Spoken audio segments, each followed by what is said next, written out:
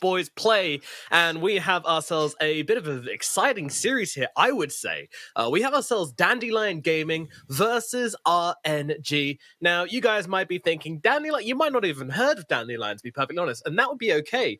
They're a Division 2 team, but last season they made a hell of an impression. They were one of the only teams to go 7-0 last season, which is an insane record. They also set records which echoed throughout the entire DPC, the highest net worth of any hero in a game, highest GPM was set by Shylock or Summer on this team as well. So Dandelion, they are a team to look out for, and they're looking to prove themselves here in the upper bracket, and it really is going to be a baptism by fire here for this series as they have to play off versus the Titans of RNG, and this is a team that's just been on the up and up since they formed. They've been getting better and better, and yes, it has been a rocky path, but it's been a really, really fun journey. And these guys are just looking scarier every time we see them as they start to figure themselves out. Any team with Somnus, you know it's a big deal. So, guys, I do want to ask, starting with Dandelion, what was the key to their success last season, Ricky?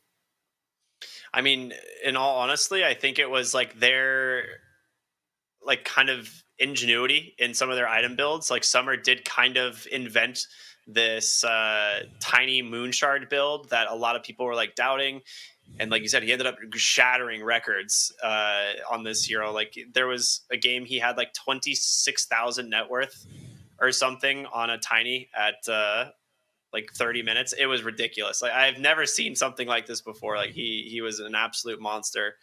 But they've just played super well as a team. But I think Summer has been one of the most impressive carry players, I think, out of Division 2 that I've seen in a while.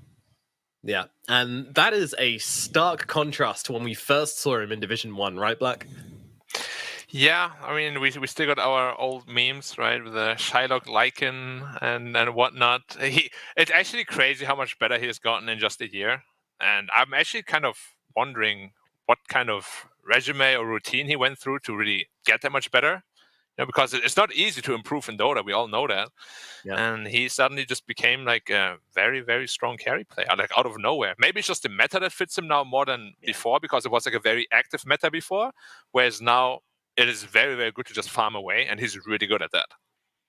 Absolutely, yeah. His farming has been his kind of trademark for this last season, and he shows no signs of slowing down on that regard. But do you think he'll be allowed to get away with it in Division 1? Do you think there's going to be more pressure put on him in this bracket? For sure there will be more pressure, right, Ricky? Like these teams are just so much better at playing the map and playing the map quickly. They'll punish your mistakes. If you overstay for one wave, you'll die. That's exactly what I was going to say. I was like, in Division 2, you might be able to get away, like, farming one extra wave or farming one extra creep camp in the jungle and be like, it's fine. It's not that big deal. And in Division 2, that might be the case. But in Division 1, like, especially against someone like Kaka, he's 100% going to punish you anytime you're out of position. And those deaths add up. Like, those 1, 2, 3, maybe extra deaths a game that you normally wouldn't have make a huge difference in the total theme of the game. So we talked about Summer already. Are there any other superstars to look out for on this Dandelion team who are up and coming and making an impression? Do you want to, I think Beyond is really good from the off lane. I want to say he spammed like Brewmaster a ton last season, and it was so annoying.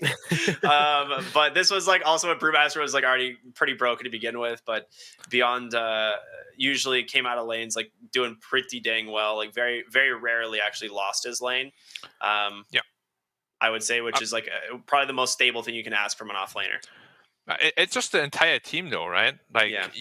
It's very hard for a carry player to shine unless the team plays really well around that, giving him like a lot of space and just having like a ton of team play to even enable it to be able to win fights 4v5 or go even in 4v5 fights, So the entire team as a whole actually really impressed me.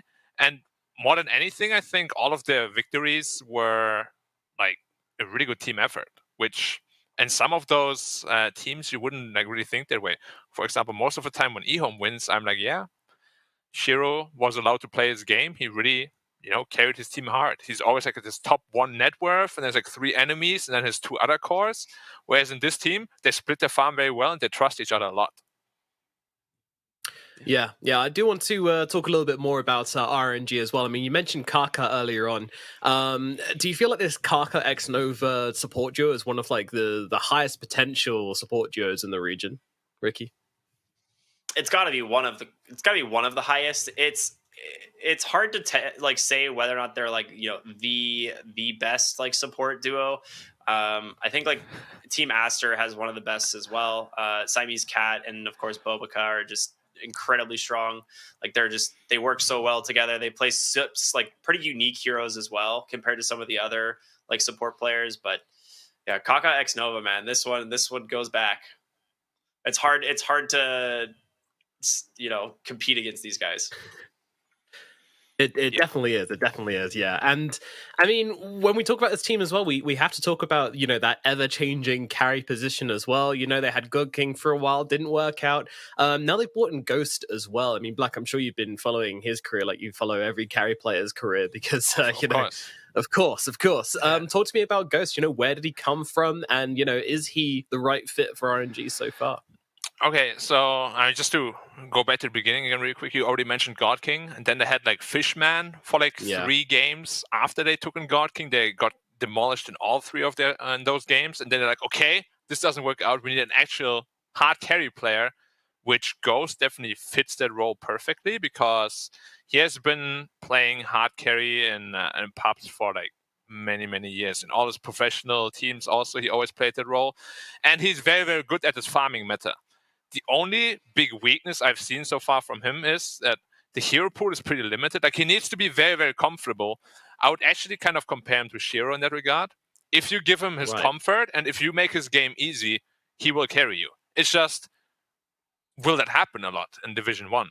You know, because that is always the thing. Can you play from even or behind? Because if you can't, Division 1 might be a little bit too overwhelming for you. I don't know if it's going to happen or not. I haven't really seen too much of him against this high level of play. So I'm very, very curious to see how he's going to fit into the team. Yeah, and so far from what we've seen, there has been a lot of trust placed in Ghost. Almost more trust, I would say, in Ghost than they put in God King. And I think that's really interesting to watch because the biggest thing we kept saying was there wasn't really room for Somnus and God King on the same team because Somnus, I feel like he could also name himself God King. You know, he's that kind of player, right? Where he is just so explosive and makes such an impact. And he takes up so much space in a team, and it didn't really work out. And the surprising thing for me about Ghost coming into this team is that he's actually being put on the forefront. They're not just saying, you know, oh, Ghost, you know, you're our carry, but Somnus is really the carry. You know, you're just here to fill in the role. No, that we've seen games where they've been like, you know, Somnus has taken a back row. He's playing stuff like Pangolier and things which can't carry the game and are relying on him. And it hasn't been working out 100% of the time so far, but that's to be expected. Do you see the potential in this roster, Ricky? I do. Yeah. I like one of the things that we saw pretty much time and time again on the previous RNG roster is Somnus was the real carry on the team. Like in all of their like most successful games, it was Somnus popping off and pretty much carrying it into the late game. Whereas, you know, nowadays, like they're, like you said, giving a little bit more faith to Ghost to try and, you know, fulfill that role. And Somnus, like not having to, like allowing Somnus to play a lot more active early, I think is a big win for them personally, because he is such a skilled player. And if he's able to just like put himself on the map and apply pressure, he's a hero that can definitely carry you in that aspect. Absolutely. So when it comes down to it, you know, these two teams, in a lot of ways, you know, from what we've all been talking about, they're very similarly matched in some ways. You know, they've both got this hard carry player who kind of wants to play those classic heroes like, you know, they love their Morphs, they love their Jugs, but even can move into stuff like Medusa as well, of course. And then we've got like a team which is just very balanced and very even. So what would you say the differences are between these two teams, Black? Probably the most glaring one, or the one that people would say at least is the most glaring one, is just the individual skill should be quite a bit higher on RNG's side.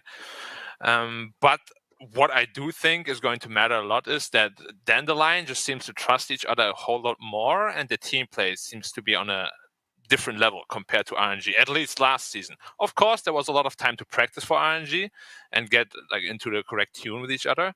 So maybe that's not an issue any longer. But if RNG plays like they did in those China regional finals, I actually do think Dandelion stands a very, very good chance to take this series, maybe even very convincingly.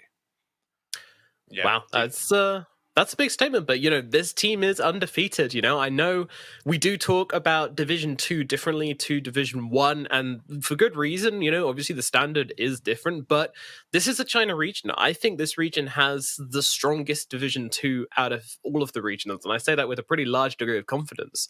We know from years upon years of experience that China invests heavily in their academy teams, in their upcoming players, and there is always so much competition all the way down in China, which is what's made it one of the strongest regions coming up over the past few years. So much consistency. Yes, they don't win TI over the past few years, but they're always having finalists there, and they're always looking pretty damn good. So yeah, I don't think this is one of those situations where you can say, they didn't drop a game in lower, but then again, it doesn't matter. It does matter. There are teams like Aster Aries there. There was IG down there, and Dandelion just absolutely handled them like it was nothing. This team is legit. Do not expect to stomp coming into this one unless they let the pressure get to them. But as you said, regional finals, I did want to visit that very briefly as well. RNG did kind of fall apart. What were some of the mistakes we saw in the regional finals which you're hoping for them to clean up on here, guys? Black, you want to take that one? I actually wasn't able to cast that weekend, unfortunately. I had to. Yeah, sure. I didn't get to see it all firsthand. I got to. I think it was a very awkward. We could call it transitional period, as Ricky already mentioned. Like Somnus was always playing these hard carries that would win his lane, and then he would just farm, and then mid late game he would carry the team, right? But then they got Ghost into the team, and then there was this really awkward transitional period where he was suddenly first picked Storms and Pangoliers and whatnot. He actually got hard countered, and then that entire space suddenly, bam, gone, But he still tried to play the same way. So what then happened is your playmaker is completely shut down, and your carry is farming at the same time. So most of the games just ended up being like a 3v5 because Ghost wasn't very comfortable with the team yet. He didn't really want to join early fights. He built Battle Fury and then joined early fights anyway. Everything was kind of a mess, very wishy-washy. And I would attribute that mostly to the team being very new, though, at the time. So I think after this period of time where they had time to practice, this should no longer be an issue. Yeah, that makes a lot of sense. Like a lot of teams, whenever they pick up new players, there's definitely that transitionary period. I mean, from a different region, to put into perspective, was like EG when they picked up Jax initially. They were dropping games to some of the weaker teams in North America. They managed to bounce back by the end of the season. But yeah, there is that transitionary period where it's things are going to be difficult, and you may lose games that you normally shouldn't. So, makes sense. Makes sense indeed. Well, unfortunately, we are having some issues getting the lobby started, as is often the case in this region. Unfortunately, China servers with the different clients trying to work together, it doesn't always run so smoothly, unfortunately. But it doesn't mean we get a bit of time to talk about the patch. Black, I want to know what you think the biggest changes are so far, and what are you looking forward to trying out? Okay, so for competitive Dota, the two biggest changes, in my opinion, are definitely the healing self change. Yeah, which is probably the absolute biggest, just for competitive Dota. I don't think it's going to matter too much in pub games, but the second one is I don't know how much is going to be picked or banned early on, but I believe Marcy is still completely busted if it's used very well. So the addition to CM could really rip everything wide open when it comes to drafts. Yeah. I definitely agree. Yeah, Ricky, do you want to talk more about Marcy? Yeah, the hero's broken. There's not much to say about it. I actually cannot believe my initial thought process. I was like, all right, Marcy's going to get added to captain's mode, and they're going to completely remove dispose, replace it with a different ability, and it'll be like some 25 talent or something to balance her out. And they're just like, nah, buff unleash, put her in the game. And I'm like, what? What just happened? Yeah. I couldn't believe it. I couldn't believe what I read. It makes no sense. This hero is insane. It's not fair. It's so versatile too. It can play many different roles. Even in a core position, it's amazing. As a 4/5, it's amazing. If you step into 500, 600 range outside of a tower, it just throws you in, and you can't do anything about it. You just die. Yeah. And she's so tanky too, so she can literally just jump in, throw you back to the carry. Oh yeah, let's kill Marcy instead. No, you won't. She has 700 health level 1. Dude, we were talking about this. She gets like brown boots and a wand, and will solo your like core with like 3 items at level 6. Yeah. Unleash. Like they have like Mask of Madness, Maelstrom treads, and something. She just has like brown boots and a wand, and will kill you. And you're like, all right, that's cool. Fun stuff. Is what it is. 3,000 net worth lower, and she kills me. Whatever. Yeah. I mean, it's a very fun hero, and it has been played mostly in the position 5. I did a bit of research for a video. I was watching a ton of pub games, and I was surprised at how much this hero was getting played. I mean, clearly people knew that it was going to be put into captains, so they were like practicing it in the pubs and stuff. But I think the biggest player it's probably Snakeo. From the CIS region. He was playing an absolute ton of Marcy, which would surprise no one because that guy's a lunatic. But yeah, I mean, literally same build every single game as well. Just going for the 1, going for the Aether, going for the Shard as well. The Shard is bonkers. The Shard is so good. Like that thing is so sick. Yeah, if you guys don't know, basically you can toggle it, and instead of rebounding off someone, you basically nether swap. You throw them, but in any direction you want. So you basically give vector targeted toss of an ally. It's insane. What? But it requires no target either, so you can just yeet them into safety or yeet them into the enemy team, or you can do whatever. It's plus dispose also, of course. Yeah. Yes, yeah, and then she has two kind of maneuvering abilities for allies, and one which works on enemies as well, which it has to be broken. I can't believe we're not seeing it played. Let's not stop there though. Let's not stop there. She also has one of the best abilities in Dota. Like, she just gives you carry. How much percent lifesteal damage? 60% or something, 50% and 65 bonus damage for 6 seconds. It's literally that's what it is. Yeah. Monkey King's Jingo Mastery on 2 heroes. And you're like, how? And that coupled with Unleash actually makes the POS 5 be able to solo kill some of those core heroes out there. It is ridiculous. Let's see if some people pick it up or not. Maybe we're completely blowing it out of proportion. It's not actually that busted, but I can't see how it's not busted. Like in my head, all 3 games already. Just for Sidekick, you missed a small detail there. There is a 20 talent for Sidekick, which pushes up to 75% lifesteal. Right. Yeah. Wasn't there another one that makes you magic immune? Spell immunity, for 1.5 seconds on Sidekick at 25. Yeah. So it's quite good. It doesn't dispel though, right? To my knowledge, it's not like Legion Commanders press the attack, so it doesn't have a dispel, but it still just gives someone magic immunity for 1. Yeah, it's like the really old repel of Omni Knight that didn't actually dispel; it just made you magic immune. Yeah. No. So if you're stunned, but still, that ability is ridiculous. I think there's still a few heroes that are being slept on in the patch overall. I don't think people are underestimating Marcy at this point. Like, this hero is for sure busted, and it's going to be... It makes first pick actually really broken now, which is kind of like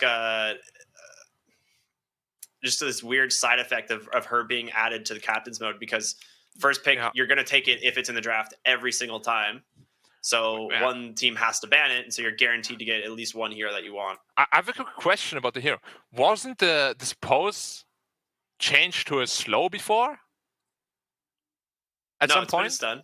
No, it's a stun. It's been a stun always? Yeah. Oh, yeah, no, that was one of the changes I wanted. I wanted it to be a slow instead of a stun. Yeah. But it never happened, of course. Yeah. They reduced the cast range on it slightly, but, I mean... By 50, yeah. It's still 300. I go, you're in.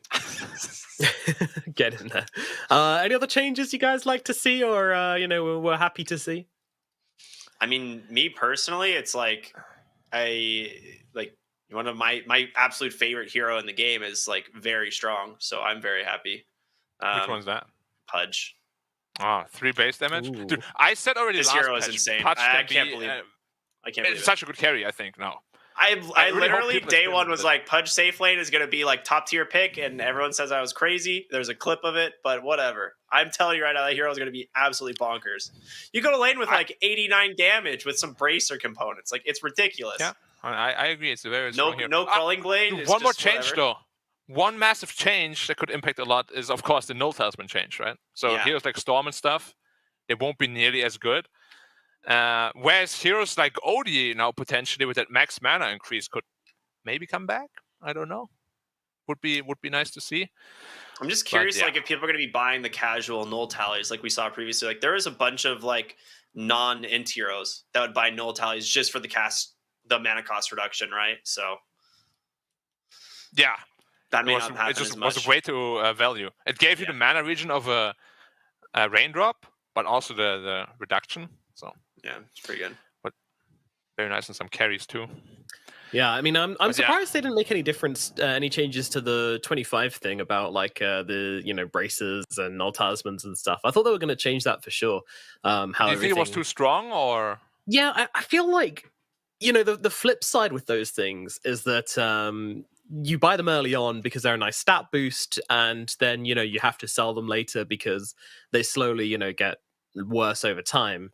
And it just feels way too slot efficient now. It feels really unpunishing, and it means that you can go for early stats, and then they'll just turn into still good stats later on, which I don't really like. I feel like everything should come with a side effect, and they're just they're too just kind of good throughout the entire game. They're just a nice boost throughout the entire game now, which I don't know, it feels a bit too good for 500 gold. Yep. I wouldn't disagree. Yeah, like I mean, why even stop there? At some point you might just go tier 2 items now after 40 minutes get double stats, and tier 3 items after 50 minutes get double stats, and then the power creep never ends. Yeah. I mean, that's what they did for. Do you remember those like 10 patches in a row where they just kept buffing late game? They were like, guys, like we don't want to do any more 90-minute games. We're just gonna make this game end. We'll introduce the neutral items. We'll do all this stuff, and it did kind of put an end to. I don't see we don't see many games past like the 65-minute mark these days. That's for sure. But it has been the argument, right? Like they put neutral items into make the game end at some point, but the opposite is also true, where they actually help you defend high ground so immensely. Like it's crazy how good some of these items are to defend high ground. If you have like a Seer Stone Zeus, you're never ending the game. Yeah, literally, for sure. But it's true. Hot take. And this is a really hot take. I don't think most of the competitive teams are very good at playing around 60-minute items because they never get there. Like in their pub games, getting 60 minutes is just it rarely ever happens. They're so efficient, they're so good at knowing their timings that in pub games those games just don't go on that late.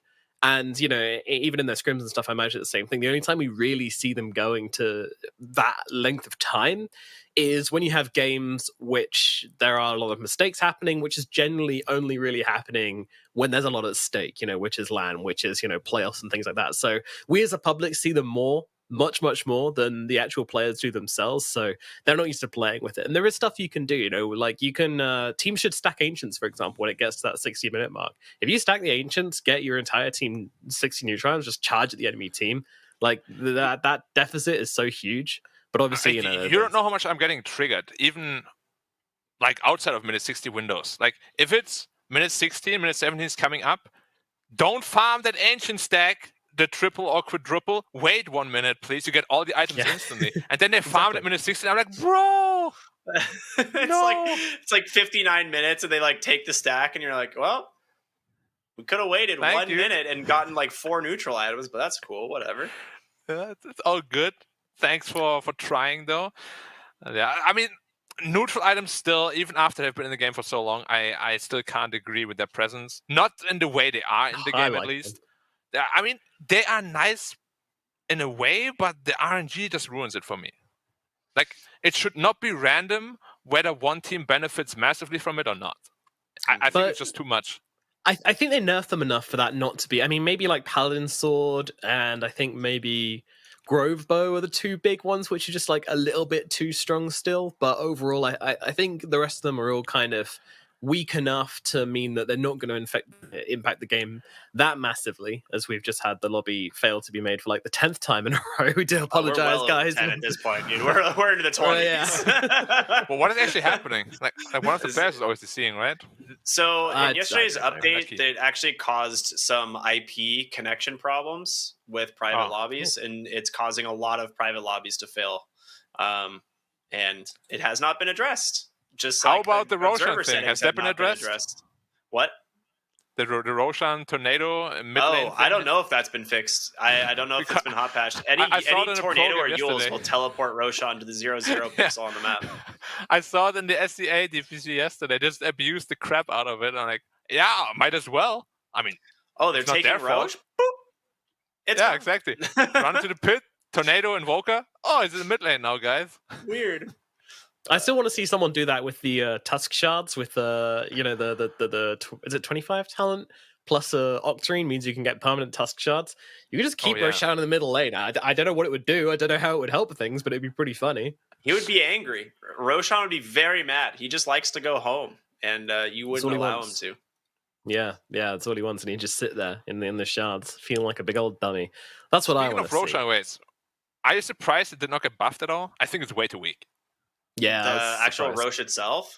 Yeah, it dies too fast. I think so. Yeah. I think a lot of it's because we're playing like the meta is so fast that people are like 5-manning Roche on it like 19 minutes, right? Or earlier, and it's like that was not really what we saw in the past. Like Roshan usually was like it was.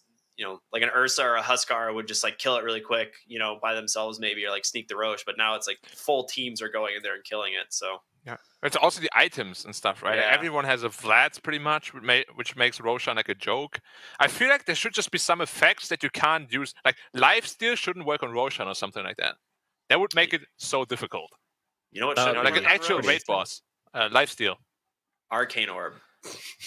Arcane Orb should not work on Roche. That should not hit. I saw an OD 6-hit Roshan earlier today. Yeah, it's like what 700 damage a hit. He was doing like close to 850 pure damage in auto attack. It was ridiculous.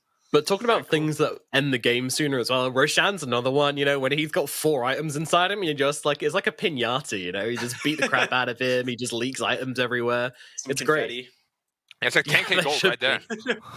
might as well at this point. He's not much more than a pinata. Just deal with it. Make sweets and confetti pop out of them. Yeah. What's another way they could make the game end sooner? Say games keep going a long time. Valve are like, right, we're putting an end to this. The game has to end at 17 minutes. What would be the best way for them to do that? Do you guys think? Repair kit. Repair kit. Bring it back. That's the opposite, dude. That was the worst item ever made. That was one of those items where it's like you win or lost a game based on it, and I think that was just a not fun time to play Dota.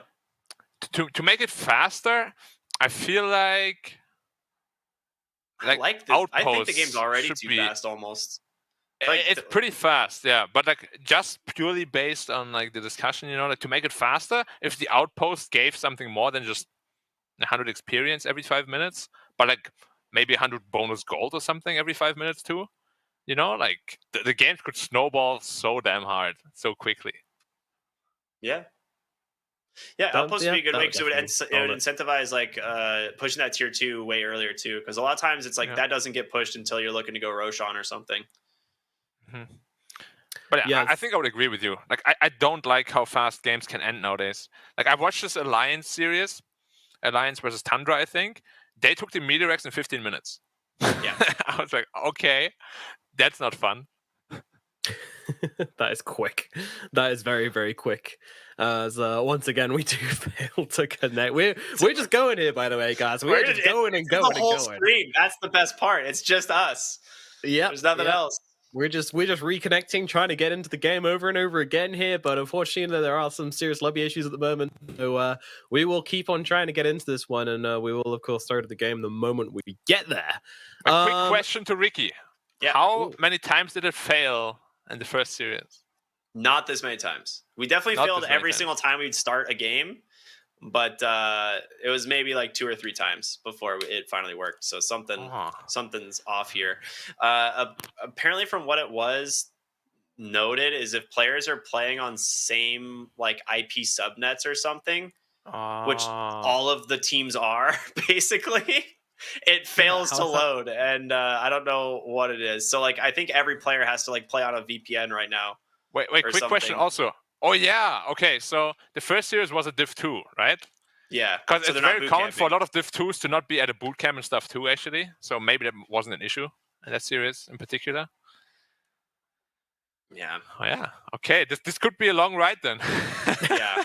I mean, until they figure out what's going on, it's hard to say. I know that they mentioned it what was it at the very beginning? Is this connected to watching the games issue? I've been trying to watch a single game for hours, and I could not get it to work. It just says waiting to watch game, and I just couldn't watch the game. Okay. It could be. I don't know. It's an issue. It's an issue. Main cast. Black. What is your favorite color? My favorite color, blue, in fact. Really? Yeah, some nice, good old dark blue, like navy or something. Ooh, okay. Very nice. I How about reckon you, Ricky's Ricky? favorite color is purple. Close, actually. It's my second favorite. Oh. I thought pink. I actually like pink too.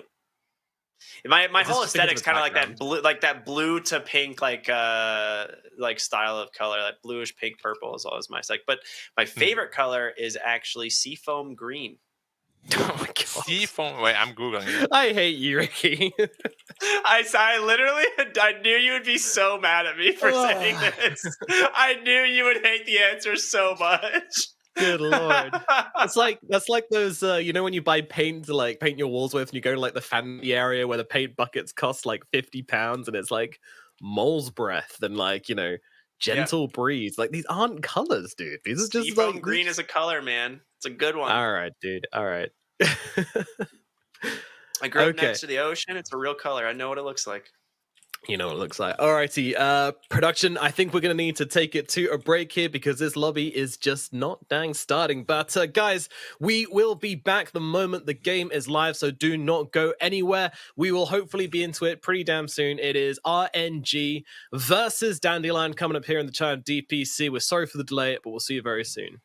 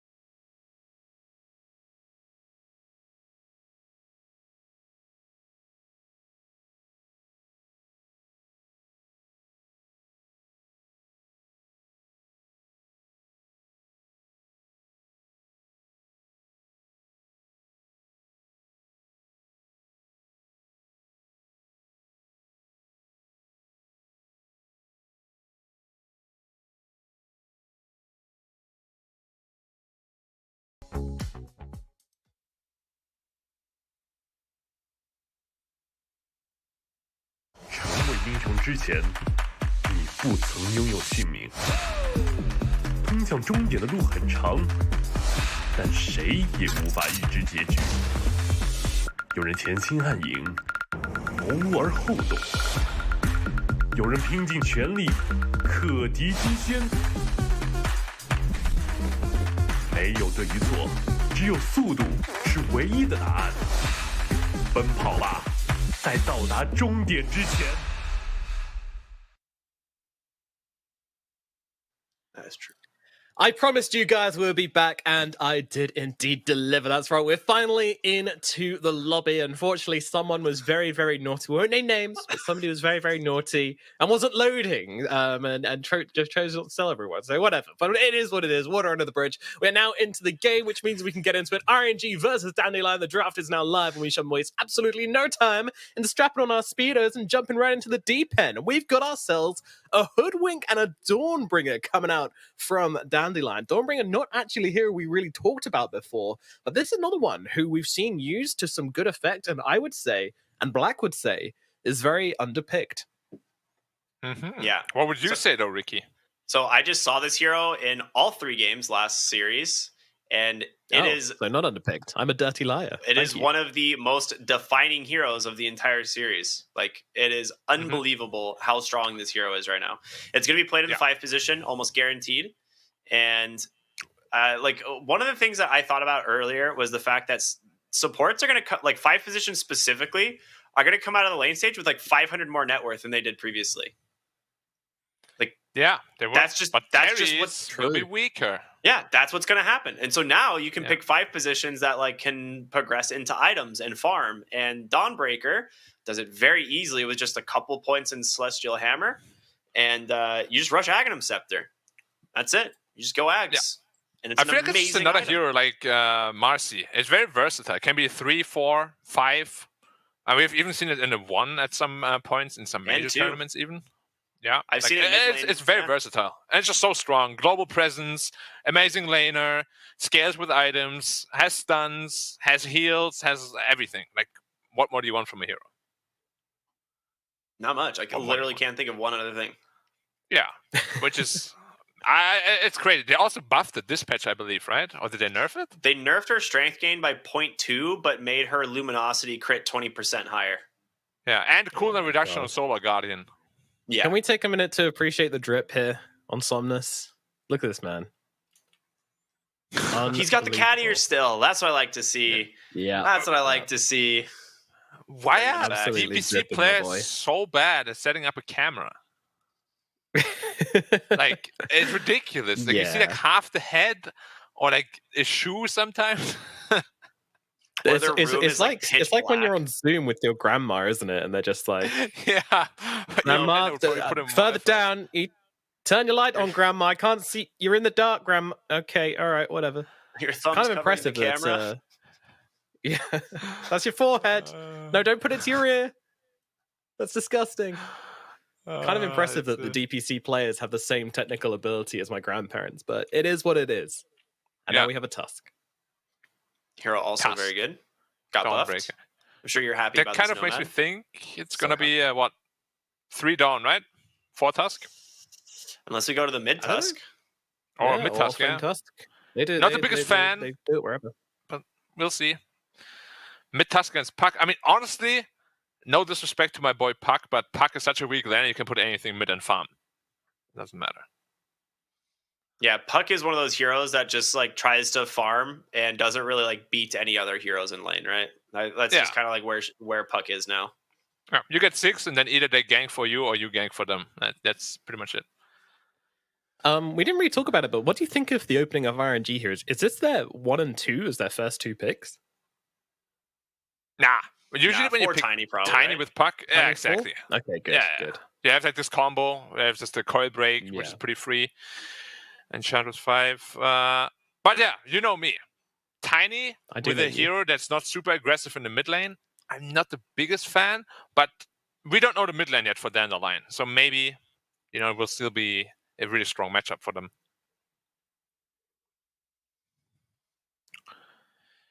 Enchantress. This lineup looks so weird. Yeah. Doesn't it? Like, there's no real synergy here. I mean, individually seem quick, and they also don't counter anything on the side of Dandelion. That's what's weird to me, right? It doesn't feel like they're answering anything. It doesn't feel like they're slotting together very well. I'm sure.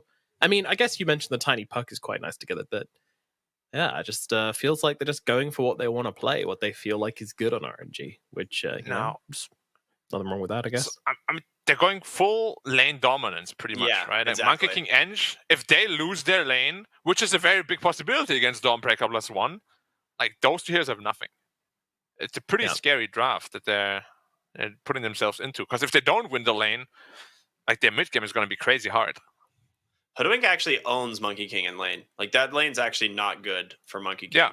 Until So you get a if it is level 3 or 4. Dawnbreaker Hoodwink, you're in a lot of trouble, I think. Because Celestial Hammer's slow is pretty substantial, and she's really good at just getting far enough away from Monkey King so you don't get the Jingu stacks.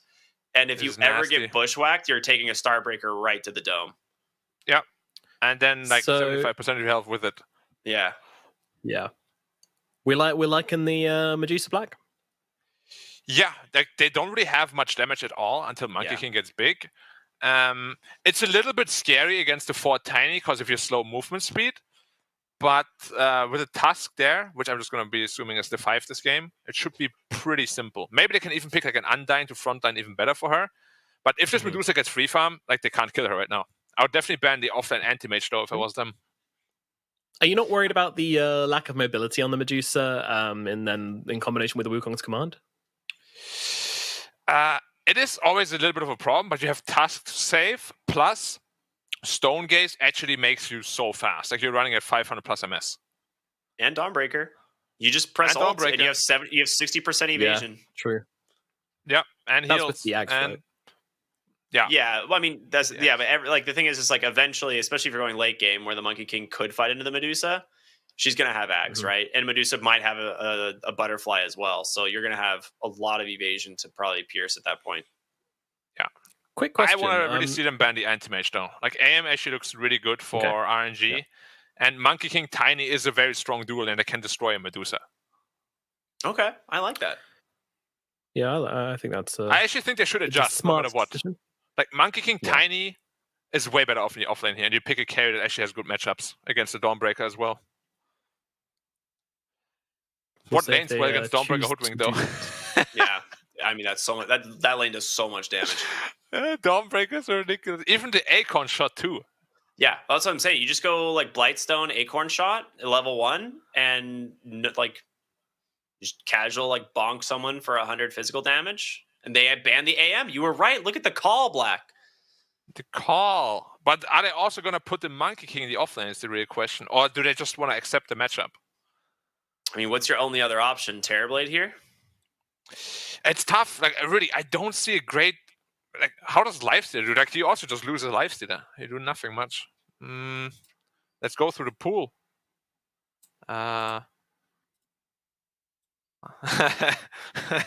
It's pretty scary. Is Drow pickable? Not really, right? You don't have last pick either, though, so it is a little bit scary. Because there's a Tusk too. It's a tough pick for RNG. Hard. Surprise us. Or Cookie Cutter. Give me the Pudge. Safe lane Pudge. Timbers. Medusa's one of the best heroes against Timber, though. Just Mystic Snake spam, right? Yeah, like, Timber's actually... Like, Medusa's one of the heroes that actually does well against Timber. Because level 5, the Snake spam is too much for Timber to tank, even. Eventually, once he has 6, Medusa has to leave lane, but I don't think she cares all that much. She's just going to go jungle anyway.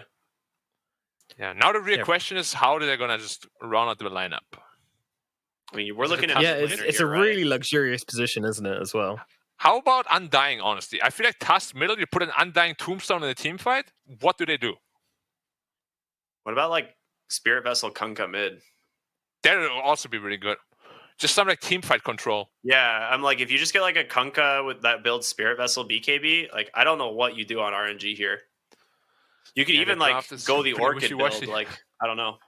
How about Necrophos? Ooh.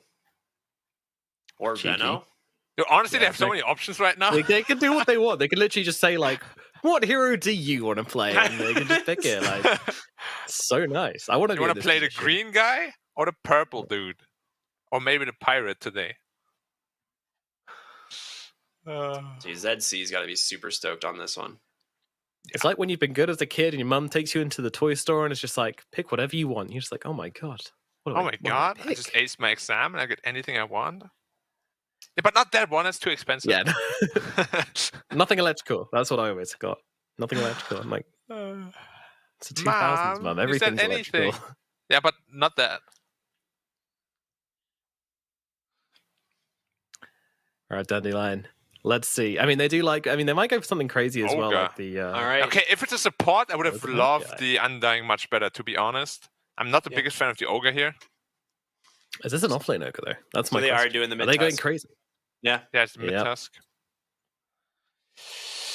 All right, interesting. So it's going to be...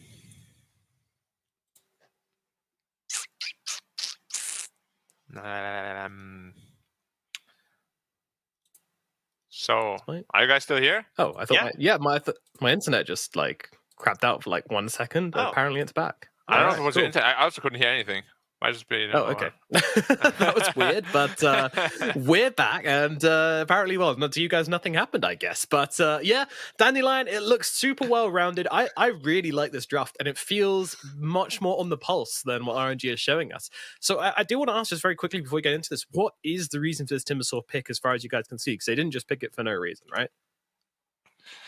I mean, you would hope so. Yeah. My only thing that I can justify, like in terms of it, is you look at like RNG's lineup. They don't have a hero that like goes in to start a fight or like to abate a fight in some capacity. And Puck, like outside of Coil, is your only option. So Timber can kind of like just go in, provide vision, and hopefully not die, and then set up maybe a team fight. I don't know what else it could be though. What if their answer is to just put the Timbersaw against the Dawnbreaker Hoodwink and just put the Monkey in the aggro against the Dusa? They That can has just to be it, absorb right? the pressure. Really smart. That has to be it. Yeah, because But Timbersaw is actually that's one of the all heroes it can I do. could see potentially just be able to tank through it at level 3. But yeah, It's we'll really see. strong, yeah.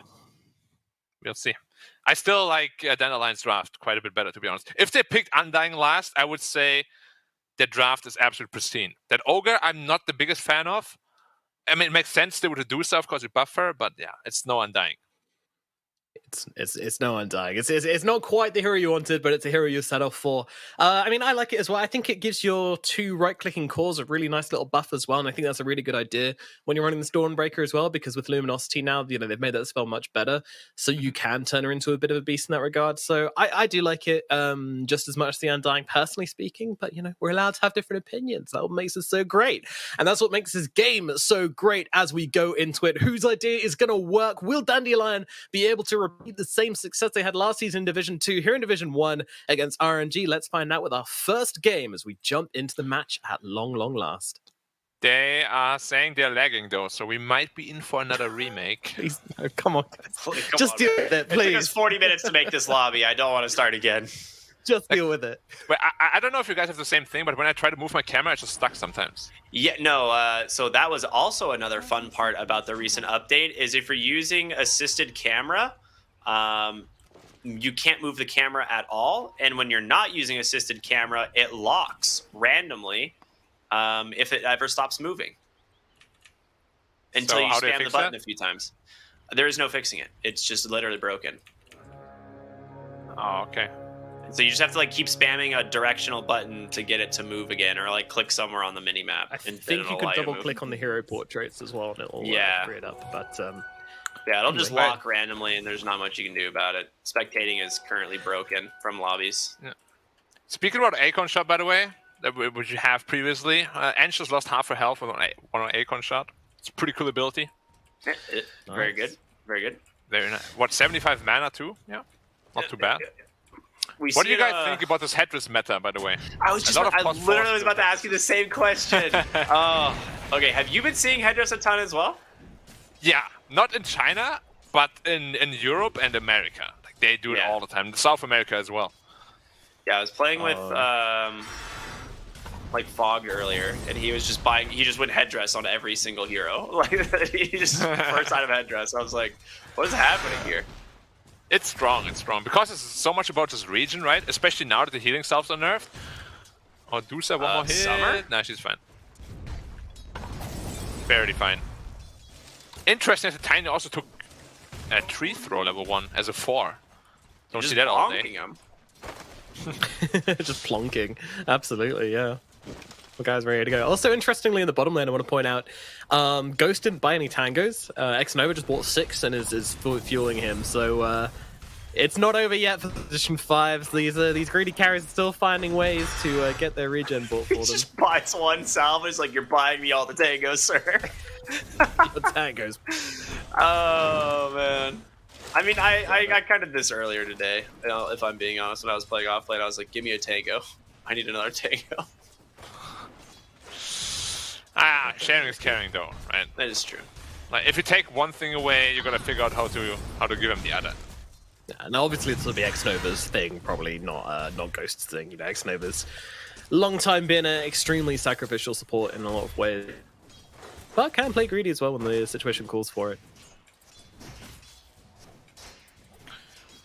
Huh. This camera thing is... Yeah, it's very How do observers deal with this? Try just only using middle click to like shuffle around.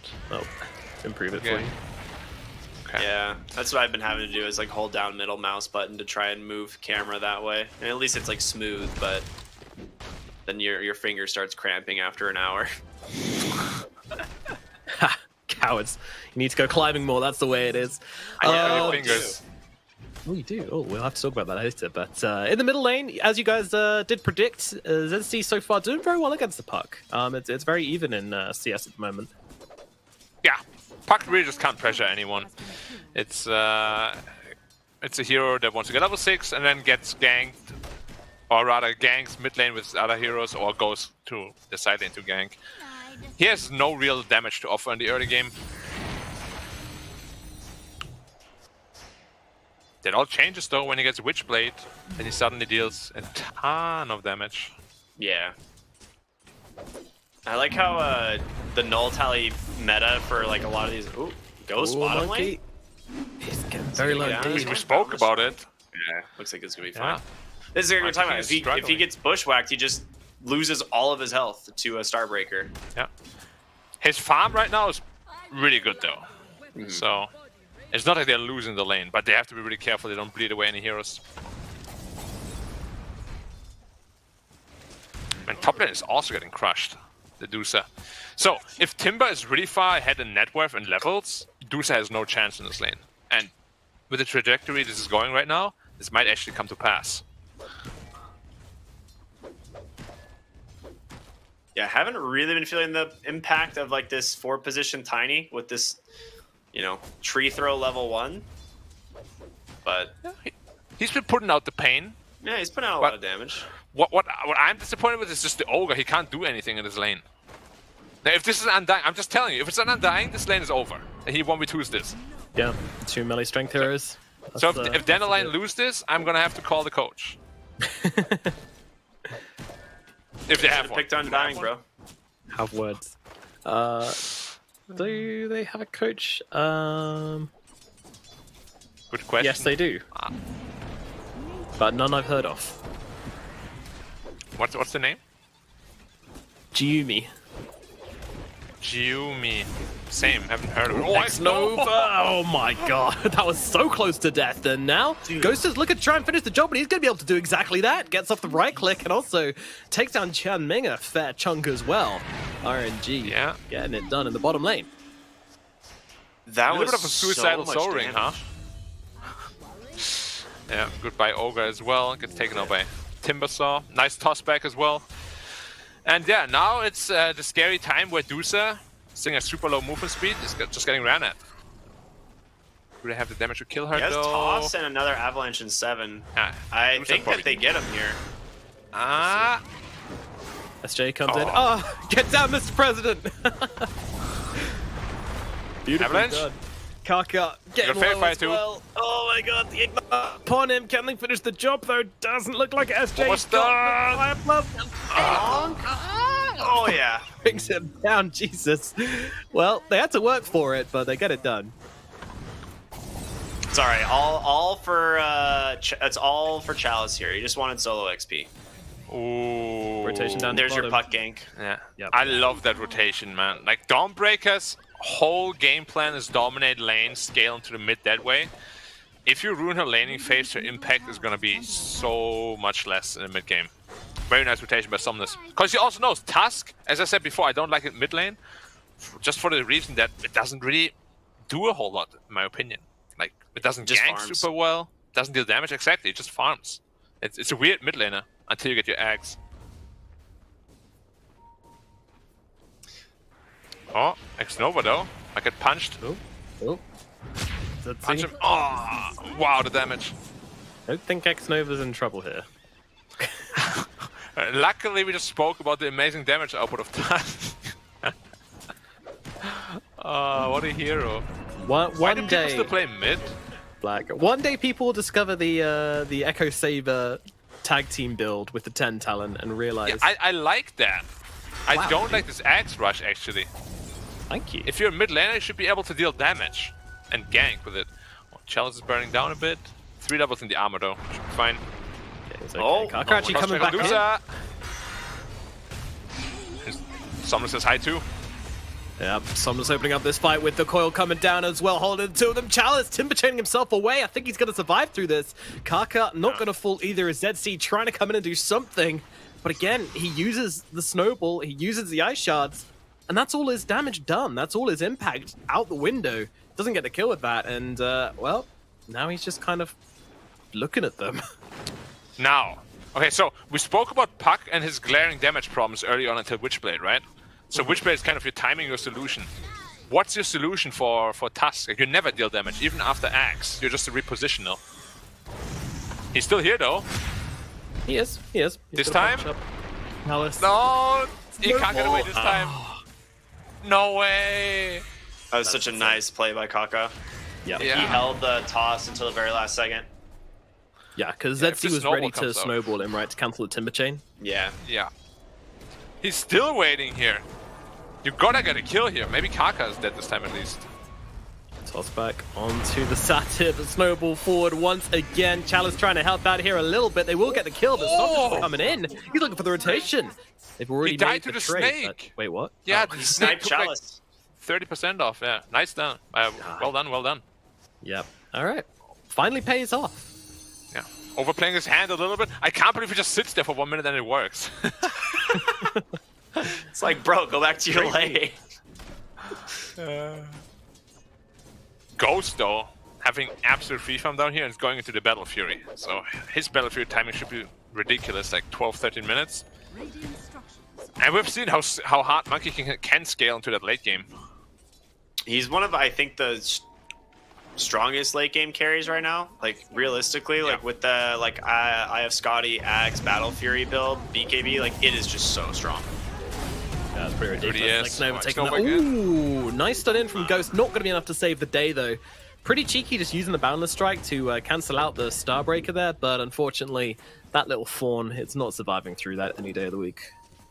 Oh, look at Kaka stalking someone in the jungle as well. Stealing all that juicy experience. Ooh.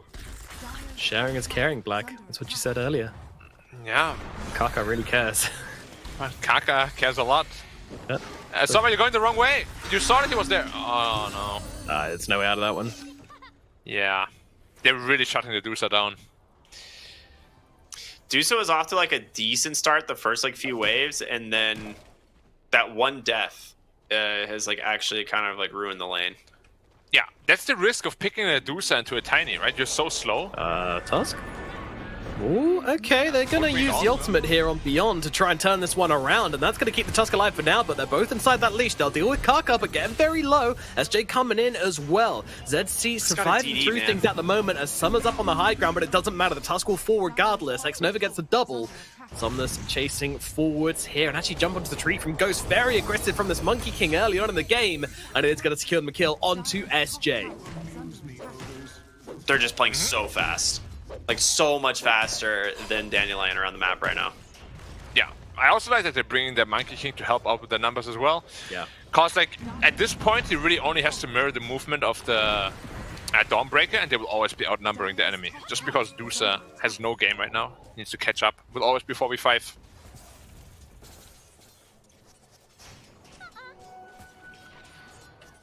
Yeah, I love the read to turn up to that fight on Ghost. Honestly, that's really, really nice.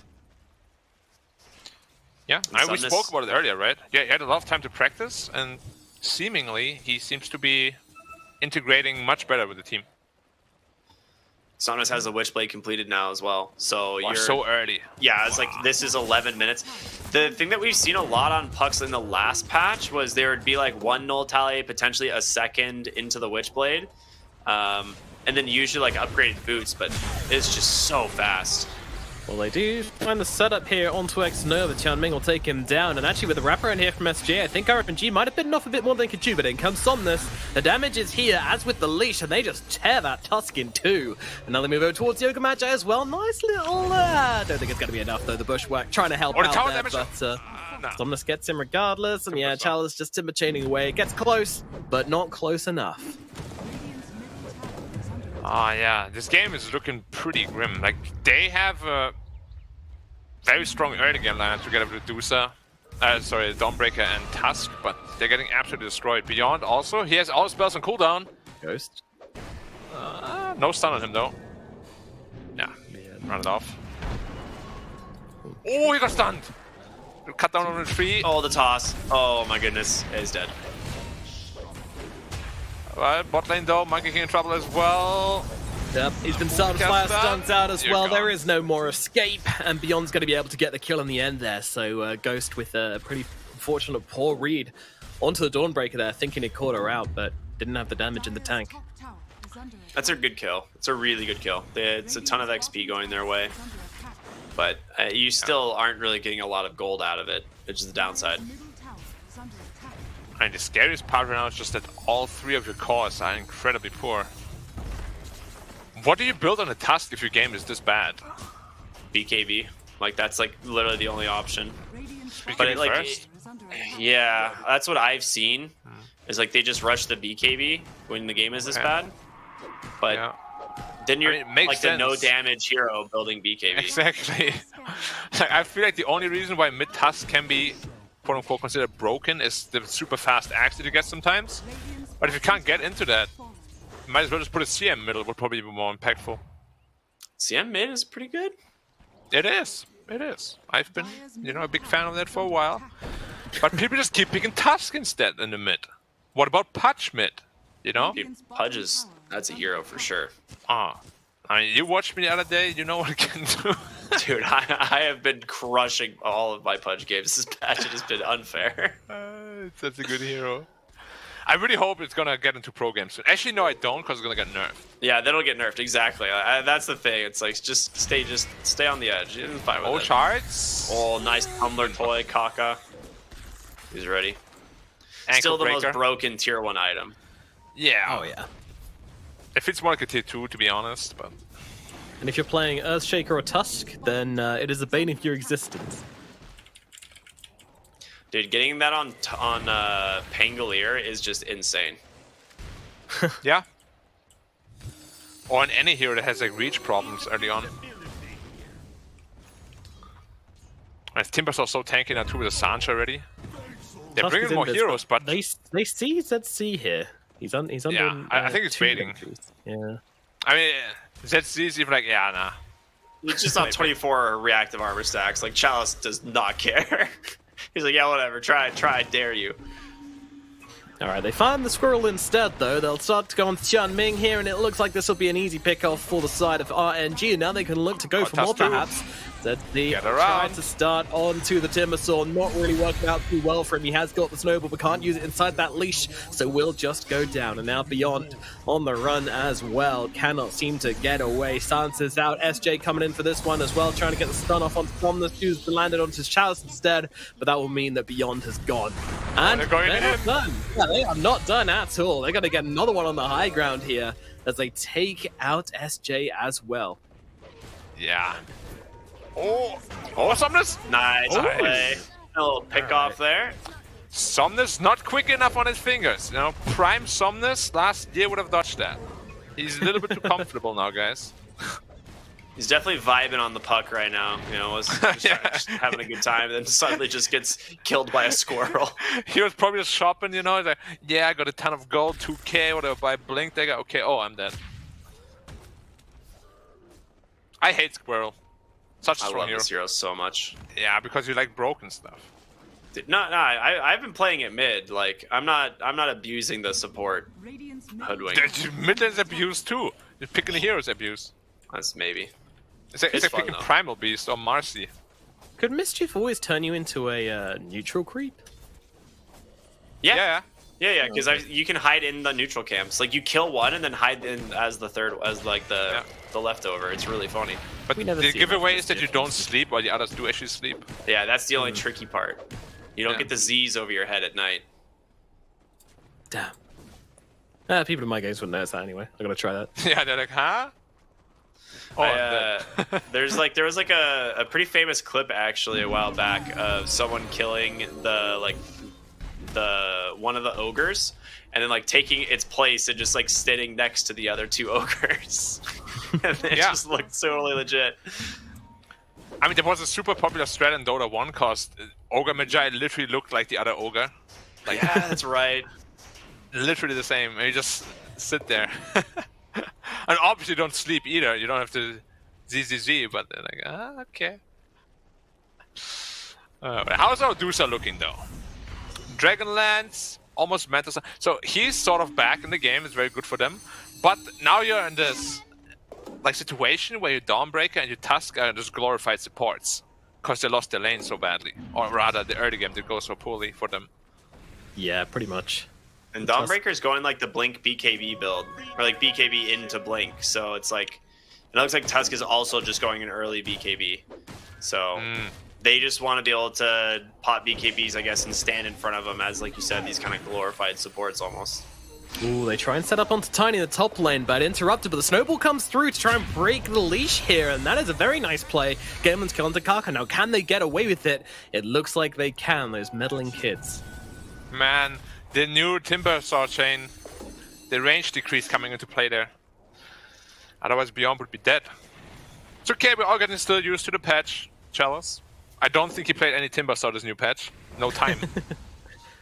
But it's actually quite significant. 50 range is no joke. It's annoying. Dude, I'm like afraid to play Ember after the 50 range change. Exactly. Oh, I think he's gonna be very deep. What? Oh. Gonna beat it up. That was gonna almost beat it a lot up of well and damage. truly. Enchantress as well, gonna get taken down here. That break gonna mean they can get through her, though. Saying that, the heal's still coming out thick and fast. What is this hero? Come on! Oh. There we go. Remember what we spoke about in the pre-game, where we said the team play of Dandelion is probably quite a bit better than RNG's? I think it's a very good display here. They're just very sticky, and they always got each other's back. Yeah, finding that opening kill onto Somnus is just so huge. Like, I feel like Somnus is the one who's making all the plays for RNG right now, similar to like what we've seen in the past, where like he is like probably the one that they have to follow around the map and kind of take pickoffs with. But as soon as he dies, that map just like opens up again for Dandelion. Yeah, I think they just need Timber Saw to really be in the front for them, so Tiny and Puck can make plays happen on the whoever shows themselves. They're gonna smoke. Summer's got a Manta. Yeah, Summer's suddenly pretty big. Like he's out farming a free farm Monkey King at this point. Monkey King almost has his BKB too though. Smoke is slow. Might get popped here by Chalice. Let's see. Yeah, Chalice is not that doesn't tanky, care. Just walked straight into him, and with that break coming through, they might be able to bring him down. The damage is in. The hero is dead, and now they'll go for more. They're looking for Kaka here as well, and I'm not sure he's going to be able to get out from this one. Too much slow, too much damage. Kaka is gone as well. Beyond gets a double kill. Now they get the bushwhack out. Onto Enchantress. Ghost is coming in though. He's going to pop the ultimate here onto a whole bunch of them. They've got those BKBs to work with. And Ghost, he doesn't. He just gets turned upon and getting absolutely destroyed. The Monkey King is dead, and Dandelion have found their way back into the game. Dude, they didn't just find their way back in, they just crushed them. Yeah. That's insane. Oh my god, they needed to wait for that Monkey King BKB. He was like 500, 400 gold off. It was such an anti-timing. So well done by Dandelion, finding that little timing window that they had. And now the game is completely back to zero. I would even give it an advantage to Medusa probably, right? At this point? Yeah. I mean, the double BKB on Dandelion there just did so much work. Like the Wukong's command comes out and they're like, yeah, okay. They fall through it. BKB and kill him. Like it was ridiculous the amount of damage they just dump on him. Like Monkey King is not a super survivable hero without a BKB. Yeah. And this matchup is just gonna get worse, right? Like when Tusk has his axe, the monkey will never be in the Wukong. He'll just get kicked out every time. Yeah. Dude, Dawnbreaker honestly has everything she needs right now in terms of being a core. She has BKB, she has the shard as well. And oh my god, that shard is so good. Oh yeah. Free movement and magic immunity, so no more getting boundless striked. Like that Enchantress is dead every single time Dawnbreaker finds her. Like, especially with the luminosity crit increase, like it is so much damage. Huh. It's very, very nice. Can you just break coil with it? You can. Yeah, you can. Absolutely. Oh, cool. All right. You take it. Pretty cool. Pretty cool. There's certain like movement spells you're allowed to break coil with, which I've never understood why. Like Pango can. Sniper Shard can. Yeah, Sniper Shard can. Ursa can, right? I think. Yeah, I think you can jump. You can like enrage. You can like enrage. Q it and like instantly dispel coil basically because you have like status resist if you have the shard. Yeah. It's very weird. Or just Manta style like a real boss. True. Or Yules. That's a good one. Oh, they're smoking up again. Straight away again. Yeah, they have Solar Guardian too, courtesy to the new cooldown. And Yusa is in the neighborhood as well. Does Monkey King have his BKB yet is a question. The answer is no, not quite yet. So if they find him, this could be huge. Blink away from the Tiny is going to get him to safety. And Mike did somebody desmoke and he blinked away from them, or? The Hoodwink desmoked, but he didn't even see the Hoodwink, I don't think. Oh, so just a random sort of blink? I think he just, yeah, it was like, something's up and blinked. All right, BKB up now on the Monkey. So he's going to be way, way, way stronger. Yeah, that play actually works if he does it this time around, you know, with the Wukongs on the high ground. Yeah, gotta be careful though. If you get stone gazed, like they have a ton of physical damage with the tech team, the Dawnbreaker. It's no joke. Yeah, and he's queuing up the Aghanim set the next, so you know, pretty normal build. And Kaka, gotta be careful. Oh, he does indeed. Well, yeah, he's caught out big time in the bottom lane. He's not getting away from this one and absolutely blown up, but Summoner to the backlines trying to catch out the Squirrel. Can he do enough damage to the Hoodwink to bring him down, though? Definitely not with Beyond helping out as well, just dropping down the Solar Guardian. Zed's here. Everyone nice and He's slowed. Chalice with the Timber Chain up to the high ground. That's going to get him to safety for now. And RNG, they are holding this high ground, but Dandelion very, very disciplined not to run up there, honestly. Yeah. They're not getting baited into the Monkey King ult anymore. Honestly, the one where they ran into the triangle, that Monkey King ult was sick. If you had BKB there, the fight goes completely differently. So, as you said, very good discipline there. Dude, and Summer is just pulling so far ahead now. Like, he's going to have the Butterfly completed here very soon, which, like we said, you stack the evasion against the Monkey King, it ends up doing wonders. He's got the MKB queued up himself, which I think he knows is like a necessity, especially against the core Dawnbreaker, who's will inevitably be getting Ags probably. But, yeah, Summer is going to be really hard to deal with. Another 5-man smoke. Do you guys like, by the way, that he's foregoing the Skadi? They have quite a bit of HP regen and heal on the Radiant. Why didn't he go Skadi? Radiant's bottom tower is under attack. Such a good Skadi More game. damage out of like the Butterfly, I guess, for now, is the only thing that I can think of. And I guess like he wanted more damage just because they have a Tusk middle who doesn't really provide the most, right? Yeah. Yeah. But yeah, Skadi is like a super good Skadi game.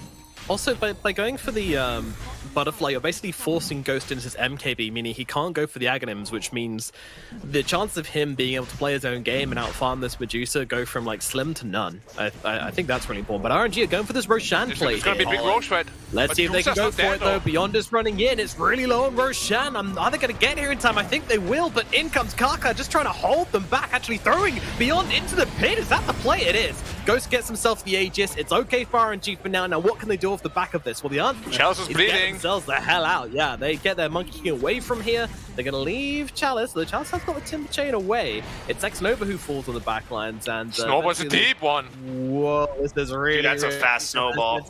He's got himself a punch, BKB, though. Punch in the air, and the damage is there. That was like the last second of Bloodlust, actually. It was expiring on the Walrus Punch, otherwise he would have lost the movement speed. Now, despite the fight going 3-0, I do still think it's worth it, because otherwise this Medusa would have gotten this Aegis, almost no doubt, and I don't know how you stop her at that point. So good recognition for RNG that they had to make this move, even though it's a costly one.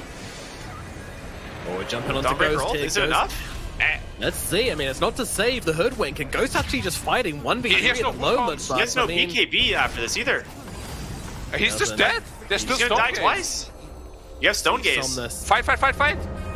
They need to do something here. Kaka jumps in with a toss back as well. Ghost just now in a 1v1 versus the Ogre, which is fine for him in the backlines. They try to focus the other heroes. I'll deal with Kaka, and now they turn towards that Monkey King. X-Nova trying to help out as well, doing what he can as Somnus jumps through the sideline, stays for the kill onto SJ. Style on him at the moment, and RNG do get the advantage in this fight. Oh, denied on the Arcane Rune there. Do you think they were a little bit too timid? I think if Zeus just runs straight into the monkey is gone. I really expected her to just walk onto the high ground and pop Stone Gaze and start auto-attacking the monkey. Because, like, they can't do anything. But I guess they were more concerned about the puck, like, sniping their backline. Because, like, Kaka and Somnus went onto their supports, and I guess they were just more worried about that. Yeah. Could have been a thing about you not knowing about Wukong's commands cooldown. You know, it could be up, it could not be. A bit of unsureness there, perhaps. It was 30 seconds, so it's not like it was super recent. Yeah, maybe there. Oh, Ghost got Hoodwink again. Goodbye, sir. Yeah, that's silent. Invis? Yeah, I was like, I wonder if he's just gonna go Monkey, Invis, but... Monkey needs to get off the Wukong's command here. Still 2 seconds on the BKB, not gonna get it off. Ghost is gone. Yep, that 90-second cooldown hitting him hard as X-Nova just kind of running into their faces right now, saying, "What up, dudes?" I mean, Dusa dealing so much damage now.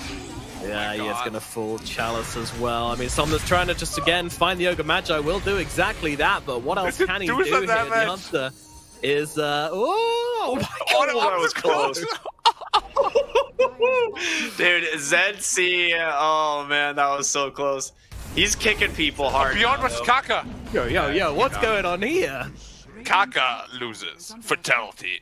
Flawless victory. Good old Starbreaker match community. He was gonna go for like an Avatos and blink out, and instead just got wailed by a giant hammer, I guess.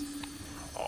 And Summer is obviously listening to the cast, so he has that Skadi queued up. Once that Skadi comes out, I feel like he's 1v5ing this team. Yeah. I mean, you talked about this early, like when the Medusa got picked, you're like, they just massively lack damage to kill the Medusa. And you're kind of seeing it now in these fights. Like, Summer has been borderline untouched, just gets to freely attack, while the rest of, like, RNG has to kind of run away.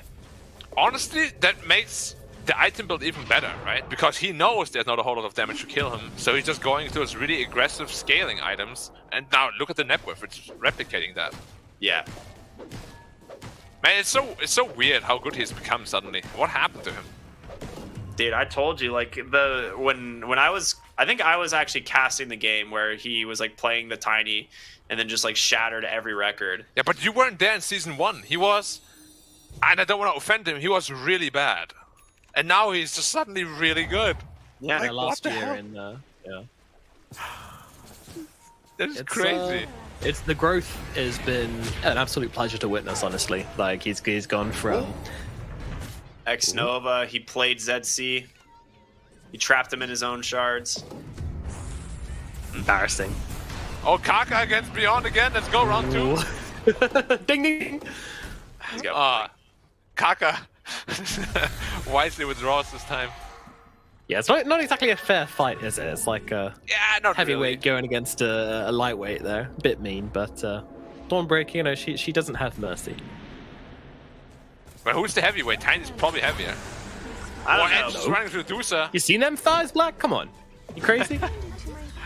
Isn't Dawnbreaker's lore like she was literally made from the core of a dying sun or something? Like, from like a dying star? Like, Yeah, and It Tiny's reminds me lore of is Superman Prime. Tiny's just a rock. But the snowball so fast. Same as Black's lore. He starts with Mindbreaker. The punch. Ooh, that was close. dude, he's gonna get away. Like, they don't have the damage to chase him like this. Yeah, they might die if they keep chasing. Well, they're going for it. What? He He gets fast the one. kick. He's gonna reach. Just for TP, that's not gonna happen. Kickback as well, but it's taking such a long time. Zed's even popping the BKB for this one as well. Chalice on the run. Can he actually get away from this one? Running out of resource on the side of the die. Has so much time wasted. He's back into the arms of his teammates, and now Kaka sees SJ. Although SJ, he wants to get this Tusk, who no longer has a BKB. Had to use it during that chase. In comes Elish, holding them overplay the down hands here. Kaka trying to finish the job. Dawnbreaker just not giving up on the Tiny, who will fall. Now Somnus, he's also trying to get himself away. Can they land the bushwhack? Doesn't look like it. The puck is long gone. Definitely That was a fun overplaying the series hand of here a events. little bit. But yeah. That was nuts. Endless chase. China Dota always delivers. Alright, so Oh no. do you just go into a moonshot now in the Tusk and play for the 25 talent? Or like an I'd 80, love I that. guess, would make more sense. Nah, you go Octarine. Octarine? Just have more Yeah. spells ready?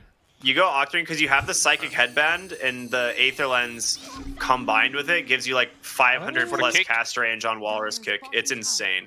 So basically this budget Marcy. It's. I mean, oh, if he was doing that, then I think he would have gone for the -6 Ice Shards cooldown, which is I'm very surprised he didn't, honestly. But Yeah. interesting. I mean, in general, like, if you go the Octarine build, it's mostly just for, like, constant Walrus Punch. Like, you have 100% uptime on Snowball, basically, once you get 25. Someone's getting tossed in.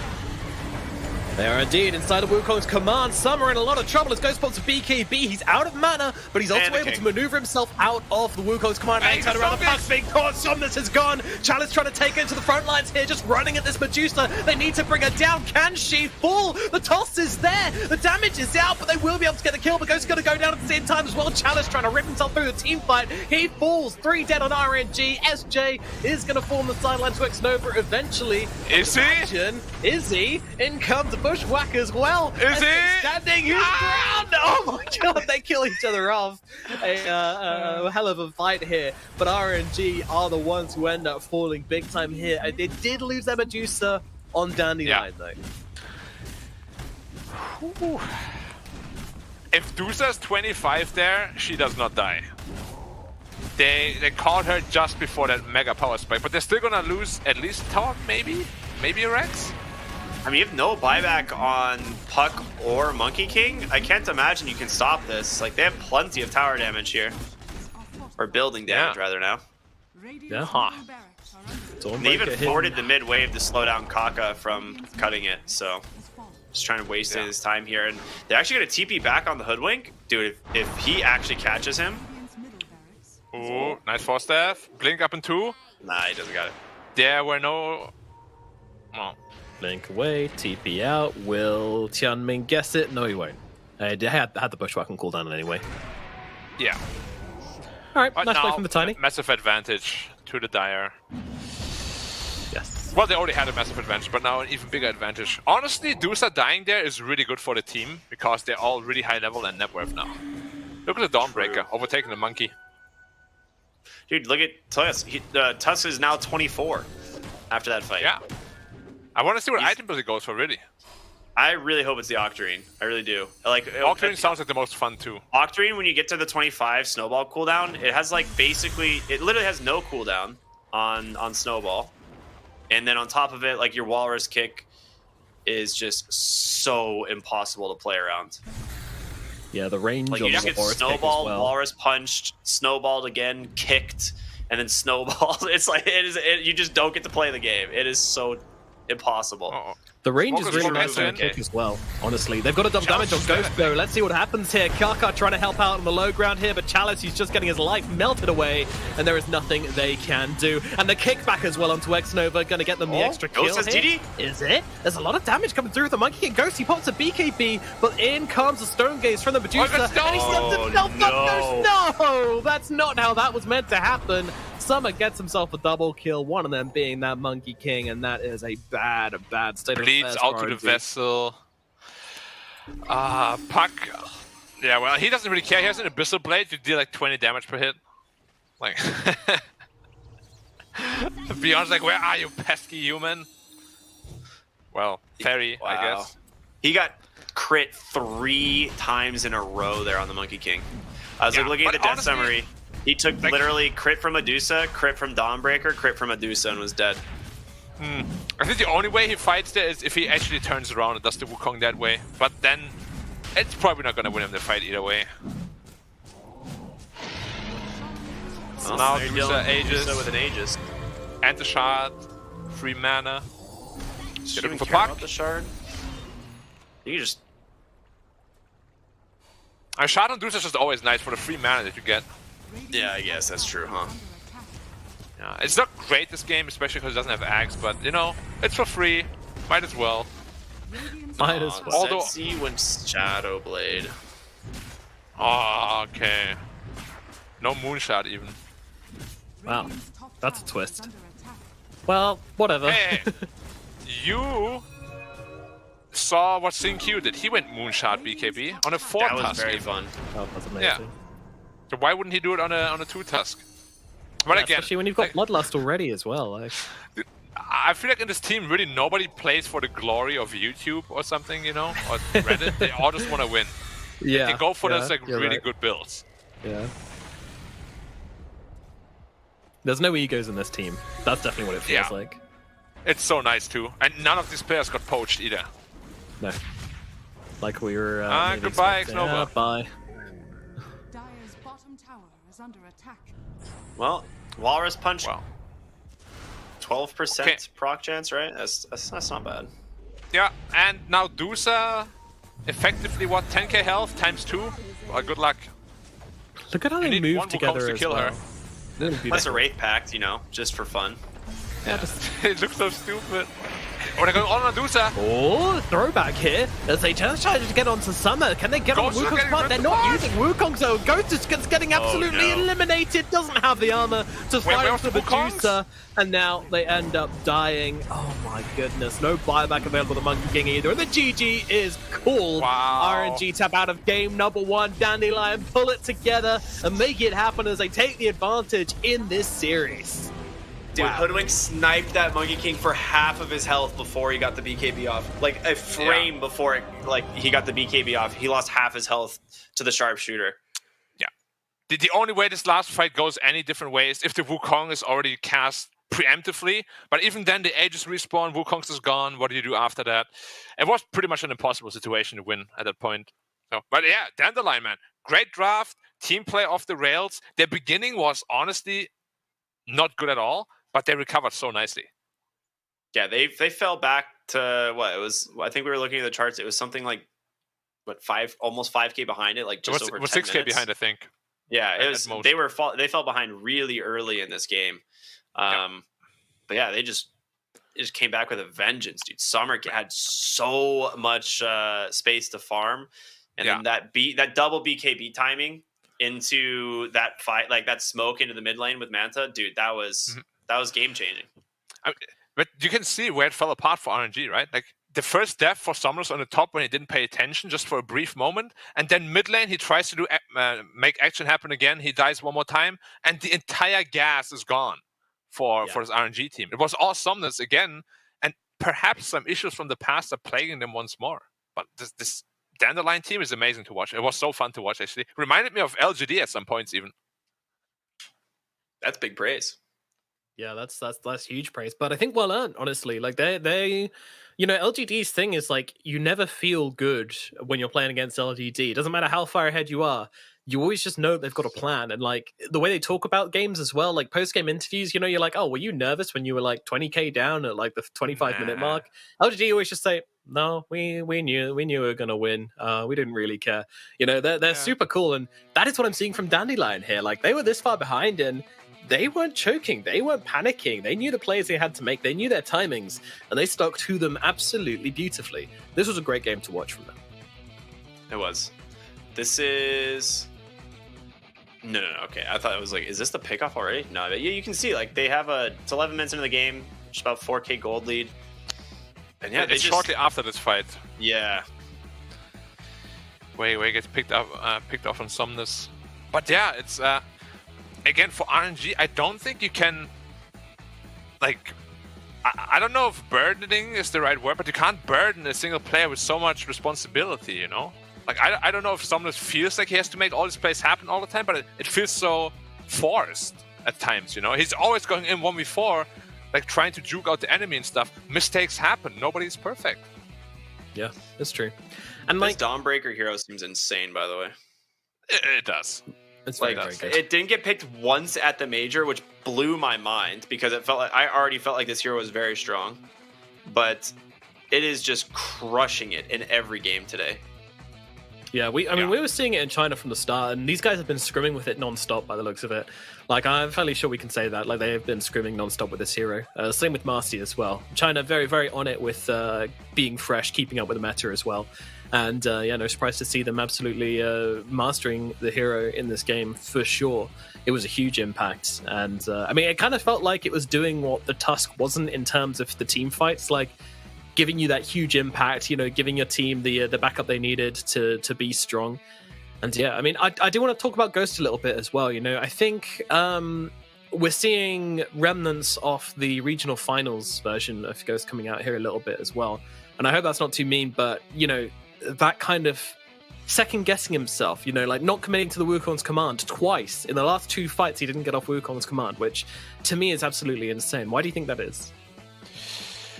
It's always very hard to say. Like, he has never really played in a tier 1 team in his life, so he might just be pretty nervous to play with household names that they have on RNG, Yeah. But like, it's very tough to transition from a very high leader position in the MMR to actual pro games. Like it plays like day and night. You can't even compare it.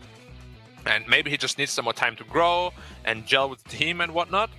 But like what you're saying is right. Like the difference between Summer and Ghost in this game was very, very obvious. Like Summer didn't play perfectly by all means, but he's always very decisive when he chooses to do something. Like if he wants to fight, he fights. If he wants to run, he runs. He doesn't like do this wishy-washy thing, which is a very, very hard thing to obtain.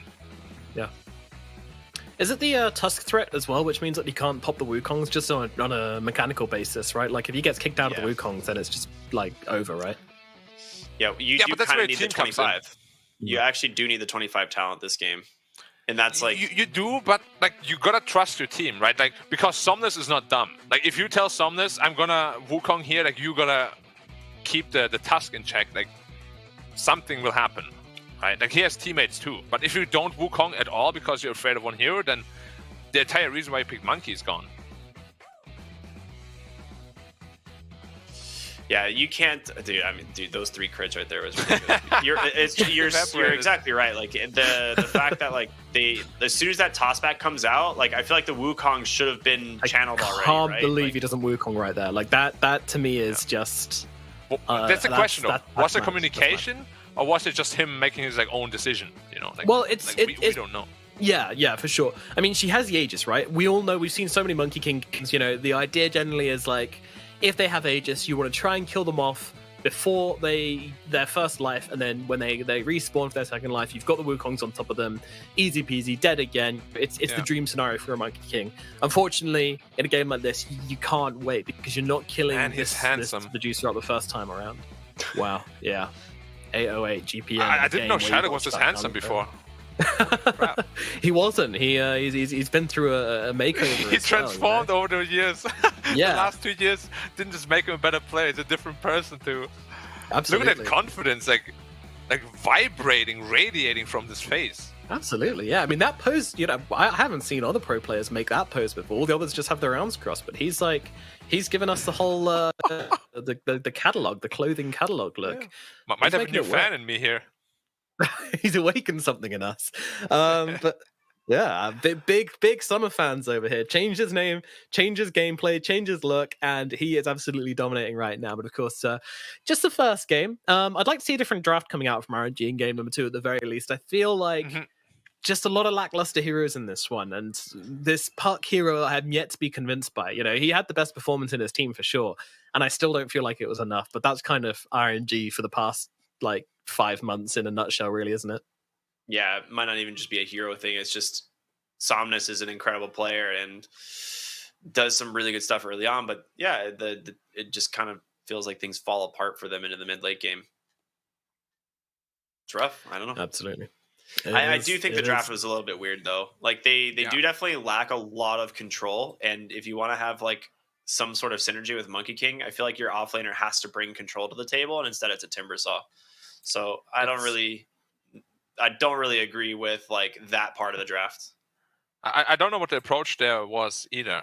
Like the drafts overall lacked so many things that it's I mean, they have been plagued by bad drafts in the past as well, you know. So hopefully in game 2 they can rebound from that. But the Timbersaw last pick just kind of felt like a Chalice call there. I want to play that hero, give me that. It didn't make sense in the draft, to be honest. Yeah, I feel like for me, the reason Puck just feels such a lackluster hero compared to before is due to the Ags change, right? Like, I feel like his new Ags is just kind of unbuyable, and his old Ags was so good, too good, really. And it's like the BKB just hard counters a hero too much now. Maybe he was now with the BKB cooldowns, you know, I can just bait them out early on and make some play around that. I'm not sure, or whatever, but to me it's just really unconvincing. Let's get the Somnus Lina back, you know. Let's get the Somnus Spirit back, you know. I'm first phase banned the Lina, you know. They oh really? Dandelion knows, man. They know. Yeah. You know. Any chance of us seeing a Marcy next game, Ricky? No. Thank you. Okay, the real question to you guys: which team is the first team to give away Marcy? LGD, 100%. LGD. LGD? Yeah, they love breaking things. You don't think they will? I don't think they will. They lost the eHome, dude. They're not about to risk another series by like letting Marcy through. There's no way. That's the thing, though. Like last season, they just kept letting Death Prophet through, and they kept beating it because they had an amazing idea on what to do against it. So that's the thing. Like LGD, if they know you're going to pick something, like they see that as a bigger advantage than giving away a hero which is considered to be overpowered. That's their mentality, 100%. Like they did it with Death Prophet like every single game last season. I would love to see it. Like I have been theory crafting for so long. Like, what do you do about Marcy in like not just a pub environment, because in pubs she's absolutely broken, but she will be even more broken like a competitive team environment. What do you do against this hero? I really couldn't come up with an answer yet. Like if they can show it to me, I would be like, oh, thank you guys. But I can't think of anything. My pubs are salvaged. My pubs are saved. Do you reckon we're going to get a Medusa ban out of this game as well? Because it has been for a long time one of the most popular heroes, which they love running on the side of Dandelion. You know, that's the one they were really setting the records on last season. So do you think it gets banned out by RNG and they try to take a different kind of game? I don't think so. I don't think it's necessarily like worth the like attention unless like you're specifically worried about it. From like an offlane perspective, if you have a hero that like can't apply pressure to the Medusa, or something like that. But yeah, I would say for the most part, I would say it's not necessarily worth the ban. Yeah, it just felt like a really good Dusa pick, to be honest. Like RNG set themselves up for that, basically. You know, like they had the first 4 heroes, and Dandelion was like, "Oh yeah, Dusa looks really good here. Let's go for that." And then they just banned the anti-mage, and suddenly the only real answer you could have picked is gone. Black, you're being told off in the lobby. You need to get into your slot. Oh, don't tell the broadcast. Don't tell the viewers, though. It's always me. They're threatening to kick you. They said we're going to kick you. Oh my god. These admins are done. They're done today. I don't really. I mean, okay. I don't need to just. I'm sorry, guys. I'm just. No, I mean it's after last time around. I think they're just a little bit short-tempered because it's reasonably so as well. We had issues last time around, as you guys saw, but hopefully it's all going to be smooth this time around. Yeah. So we've had our Dawnbreaker. I think that hero is very, very strong. Do RNG let it through again, or do they have an answer to it? Is there an answer to it? Do they pick it themselves? I think they're going to try and answer. Yeah, I think it's first pick material at this point. Like every game I've seen it in today, it has been so dominant. So I would assume it's going to be first picked. So Marcy or Dawnbreaker, Ricky? If both are open, you ban Marcy 100%. I don't even. No. If both are open, you have first pick. What do you pick? If I have first pick, I literally will like ban one and then pick the other. Yeah, I know, but that didn't happen. Like that's what happens, right? That's what you get to do. We're theory crafting, Ricky. Come on. Theory crafting, I would theory pick crafting. Marcy first. Because the reason being is if you go to lane with Marcy, you kill any hero that shows up in the lane with it just doesn't matter. It's ridiculous. Like your off lane like duo that you have, like Marcy just like sees a hero, tosses him into your off laner, and that hero's dead. Yeah. No, I agree. It's like a guaranteed. What's like the best comparison? Like I feel like it's like a guaranteed no risk patch hook, like a targetable patch hook. You just get thrown back into the tower or next to your hero into a creep wave, whatever. Just sort of position mid lane. Like if you're in the middle of the river, you're literally in tower range. It's so dumb. What do you do as a mid laner? Marcy is missing. Oh, I guess I'm standing at my tower. Oh, she was just pulling. Oh, well, I lost 2 waves. Unlucky. Is what it is. Is what it is. We've been running a lot of Marcy Pudge off lane these last couple of days. Oh boy, that is. I'll tell you what. That's a real good way. Marcy Magnus. That's a real good way to win a lane. What about Marcy Magnus, dude? Those 2 heroes in general should be going really well together. Imagine Unleash Empowered. Woo! Sounds fun. What about that plus like get a tag team in there? Yeah. Well, you just like dispose someone and then skewer them to your tower. You just, even more fun. Yep, absolutely. Alrighty, guys. I think we are going to throw it over to a break again, as it seems like those lobby issues are unfortunately raising their heads once more. So we're going to throw it over to another break, but I'm really hoping that we're going to be back nice and quickly for this one. We did manage to get it sorted out last time around, so hopefully we can figure it out in a decent amount of time. So don't go anywhere. We'll be live with Dandelion versus RNG, hopefully very, very soon. So we'll see you shortly for game number 2.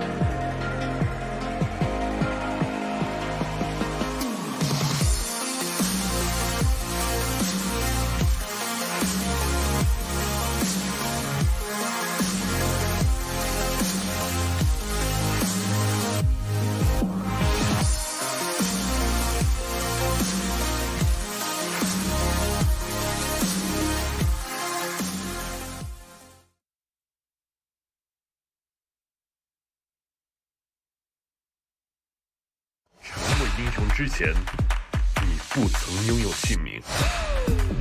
通向终点的路很长，但谁也无法预知结局。有人前倾暗影，谋而后动；有人拼尽全力，克敌机先。没有对与错，只有速度是唯一的答案。奔跑吧，在到达终点之前。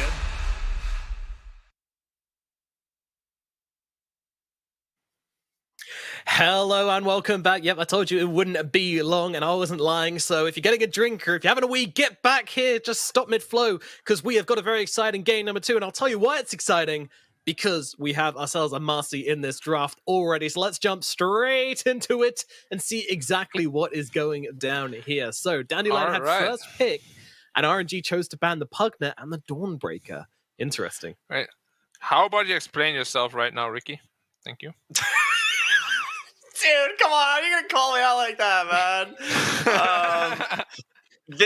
Okay, so this is exactly what I literally was saying before. I was like, if you have first pick nowadays, which I mean, every team is going to be gunning for first pick, you just intentionally never ban Marcy and force the other team to do it. And they chose not to, and I'm going to say right now that RNG is going to drastically regret doing this. I feel like you're not wrong. Oof. Yeah. I've been thinking a lot what's really good with Dusa or with Marcy. Dusa is just such a good hero with it. You just pose a guy, you stone gaze, and the fight is over. Dude, you can also just, once you have the shard, your Medusa is just never in danger as well. Yep. It's such a strong combination. Well, yeah. I'm really excited to see what position this Marcy goes. I really hope it's 4, and they just pick a kill lane in the off lane, and they demonstrate exactly what I was talking about, where Marcy just tosses in like the support or the or the safe laner, and then they just die.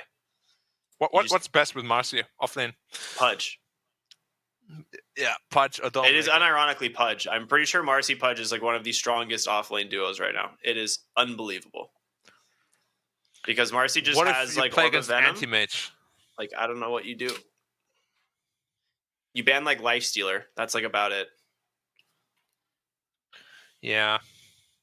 Yeah, I'm just really excited to see Marcy in CM for the first time. Yeah, same. Let's go. Awesome.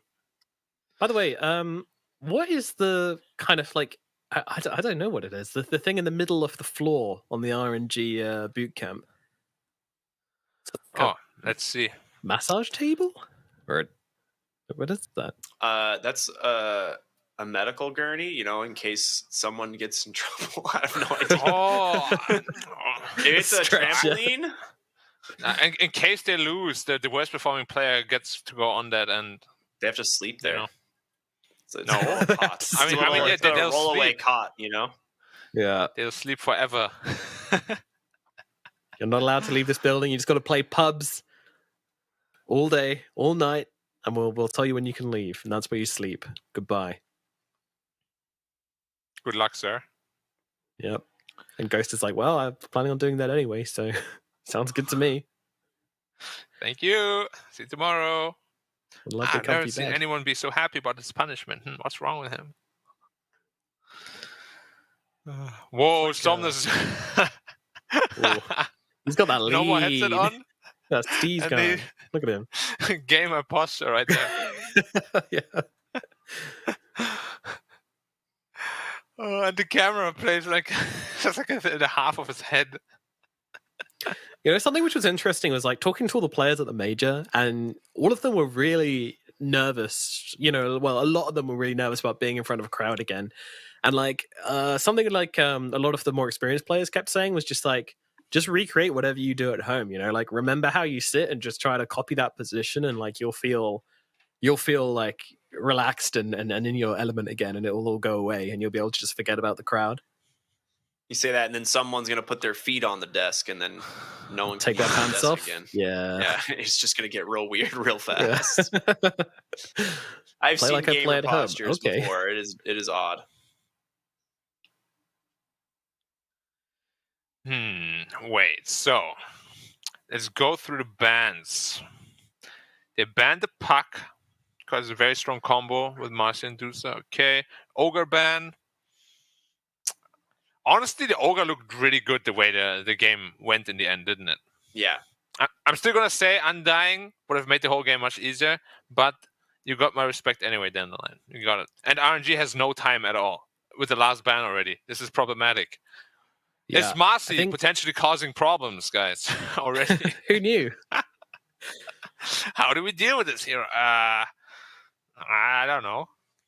Yeah, I think the idea behind the Ogre and the Undying was the kind of the same though, with like the big Pango. slows coming out, offering that control. That's what they needed,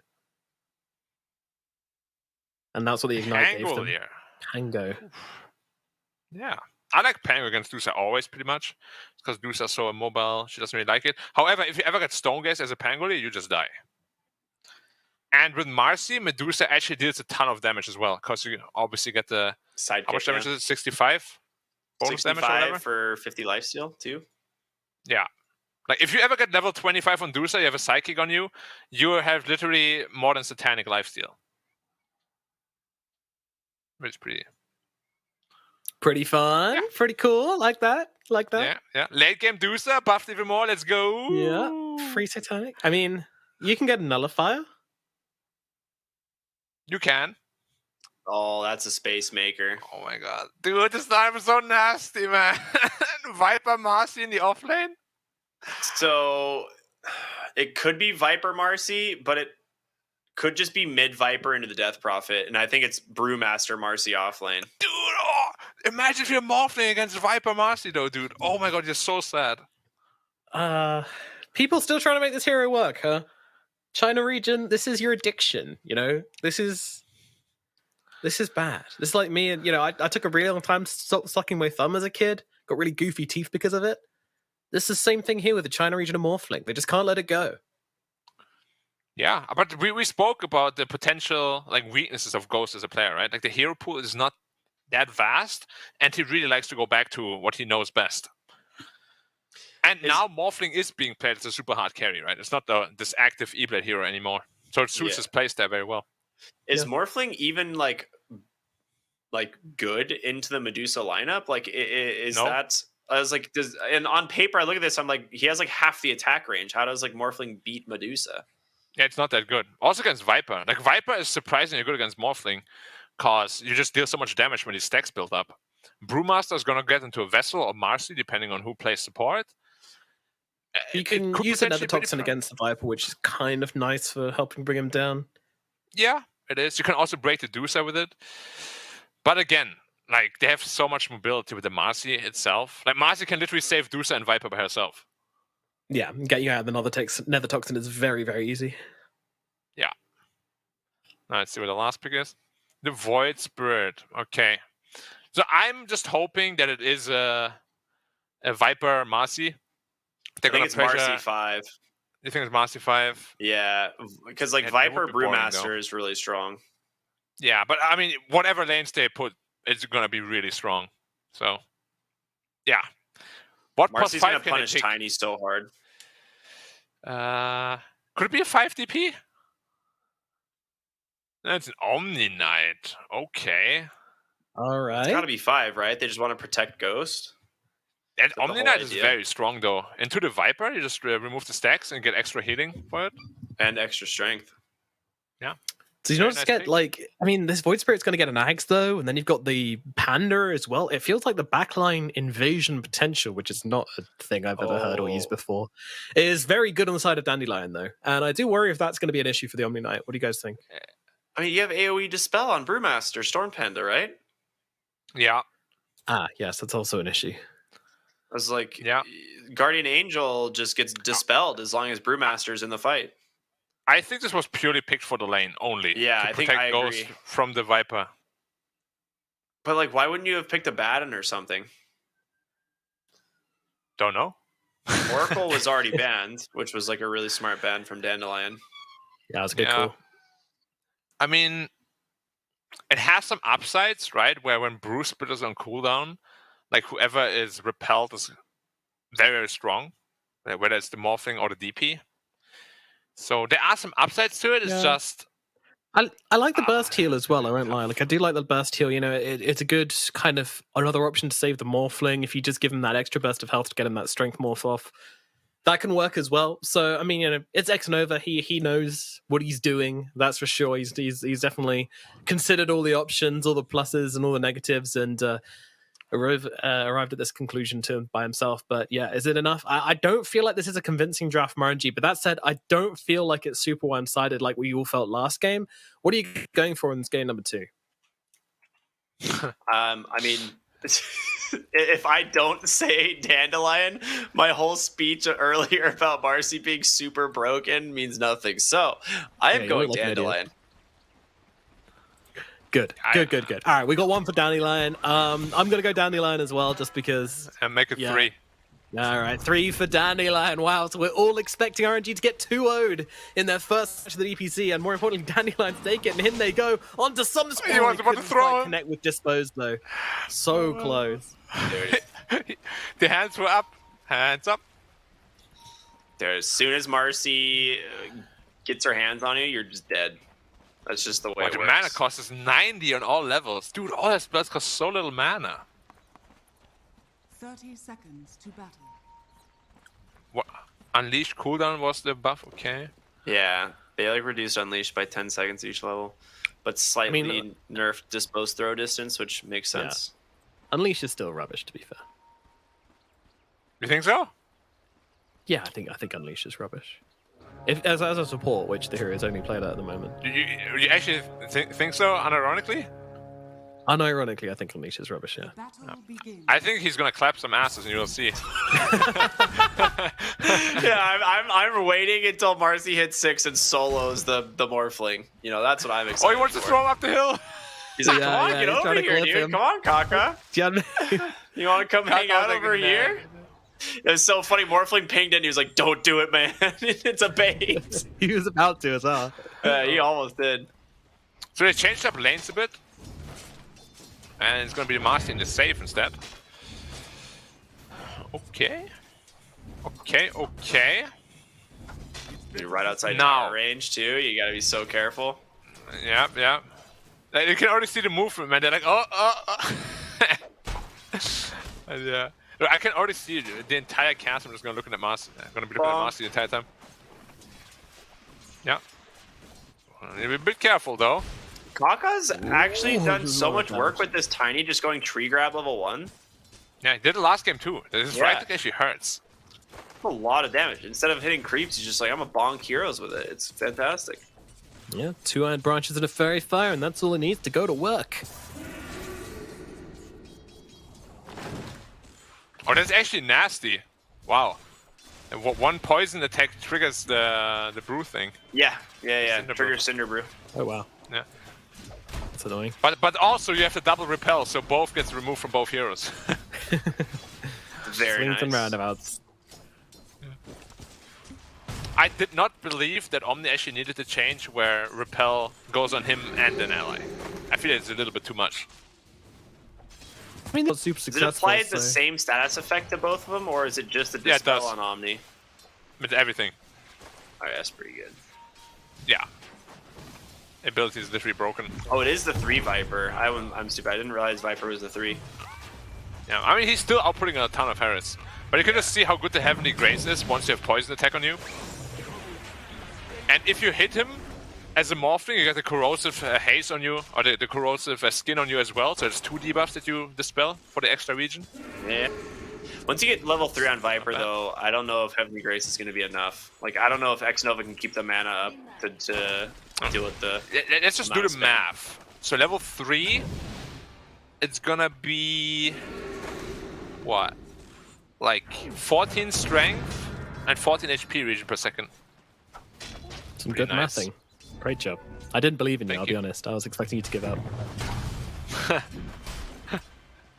I tried very hard. That's what happens in most casts when people are like, oh, let's work this out. And then they get like 10 seconds in, they're just like, Completely off. you know what? Never mind. Yeah, Next time. Of course, Omni Knight hit with a massive nerf in the last patch. The 5% less bonus base damage at level 1 on Hammer of Purity. I mean, wow. Yeah, but more on level But it 3. does more level 3 and 4. And 4, yeah. Yeah. Pretty good. Yeah, Funny. pretty sick.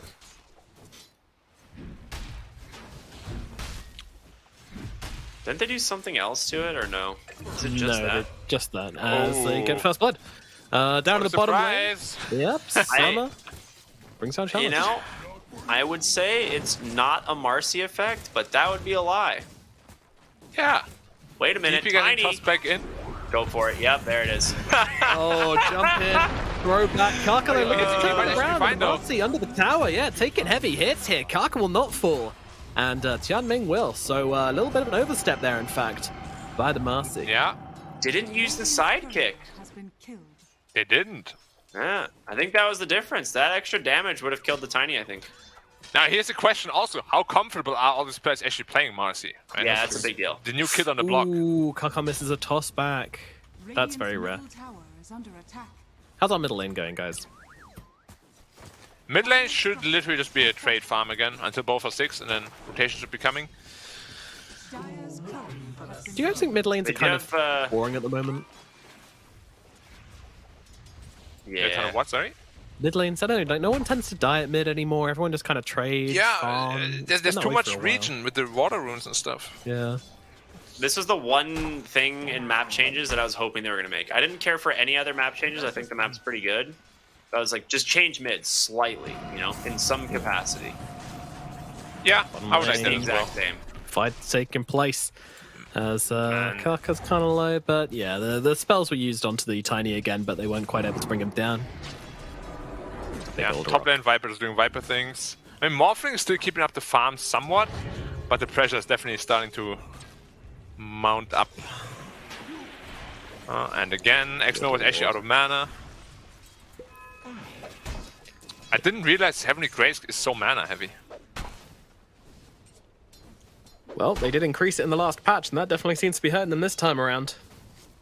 Yeah, 15. 15 at level 1, yeah, 15 at level 2. Crazy. Yeah, he actually just can't do anything in the lane now. Yeah. Well, you picked this hero to win the lane, but you're losing it anyway. Feels bad, man. That feels very bad indeed. Ooh, a little bit of trading, bit of trying to catch there from ZC, but wasn't quite able to do so. Top lane, Xnova looks like he is going to go down. He's got the 5 stacks upon him. In fact, they're looking for both kills here. Look at the greed from Beyond, but a very good greed indeed. Was able to take down the Omni Knight and get a ton of damage out onto Ghost as well. Bottom lane, no. By the way, I'm not a master specialist. What is the skill build? You just max sidekick? Is that it? No. It's usually. I mean, it seems to be this game around at least. But usually we see them going for. Or the psychic damage rebound. or chalice. That's going to be a lot of damage. Throwing him back, but yeah, that's the problem. Like they can't take down Chalice really when he's got these Spirit Siphons going, and now with the toss back from Kaka as well. Summer getting very low here, but doesn't have that snake bouncing around. Mana Shield available as well, so turn their kill with Tianming instead, and in comes Somnus Elf-Fetish to kill. Tianming is gone, and Summer's in trouble as well, trying to make his way through the tree line here, but only gets the snake off onto 1. That's not going to be enough mana for him to survive this one, and Chalice will get the double kill. Surprised we didn't see a counter rotation from ZZ here. Feels like he could have gotten a double or maybe even a triple. Yeah, no movement at all from the Void Spirit. He's just sitting in the middle lane, happy as can be. Yeah, having a good old time. And Kaka will just finish himself off and get that free regen. Do we feel like Ghost needs to change lane or go to the jungle at some point here? It's starting to hurt, but I'm expecting a Summoners gang somewhat soon. As I said, he's actually almost going down. He has no swashbuckle, no mana either, no boots. Let's see. They have a ward to see him. The Astral Step for a while, yeah, but they've got the rebound to get themselves across. And the Resonant Pulse will finish the job. How much MS is that? 30%. No, that's slow. What's the increase? 45%! Yeah. Top lane Viper, though, does end up dying. Rotation in there from Kaka. Yeah. Very nice. Very much needed as well. It puts Ghost back on the board. Still incredibly underfarmed, but that's a good beginning. Yeah, now you can finally go away from the tower a bit. I was gonna say, typically, like, when you play Viper 2, you like to rush the urn, but because you have Brewmaster, he just wants to build one as well. So Viper can just skip urn, and he's actually queued up a Force Staff. A Force Staff on Viper that early. Interesting. Yeah, like, very first item, which is, yeah, a little strange. Summoners might have to commit Rolling Thunder here. Yeah. That's actually very bad for them. He wanted to set up a gang with Kaka here. No, he couldn't. And now they're looking for Somnus instead. But they just find Kaka. Exorcism popped on the sideline though. The Centaur agent, wow!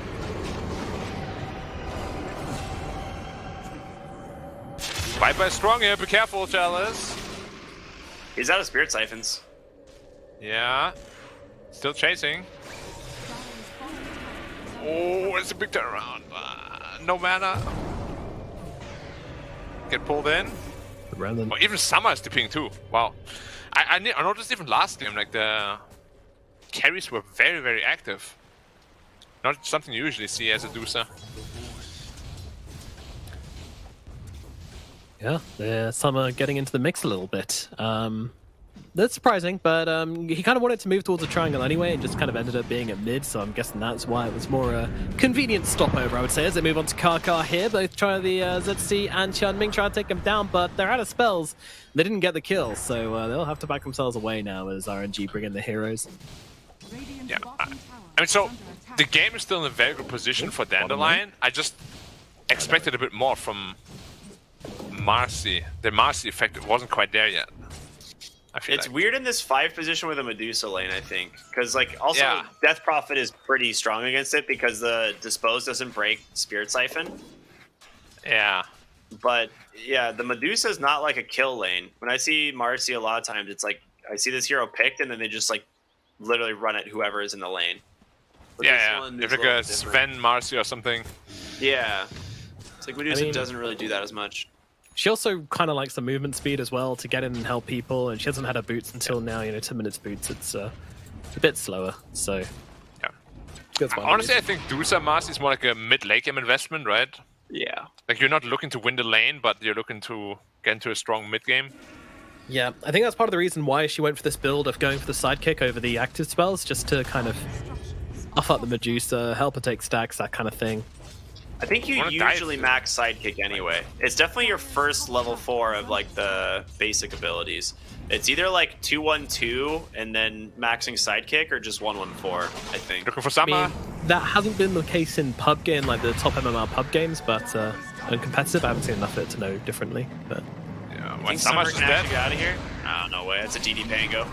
I don't know. The dispose is there, but it's not going to be enough. Summer will fall, and the TP came really late. Yeah, I think if somebody came earlier, maybe.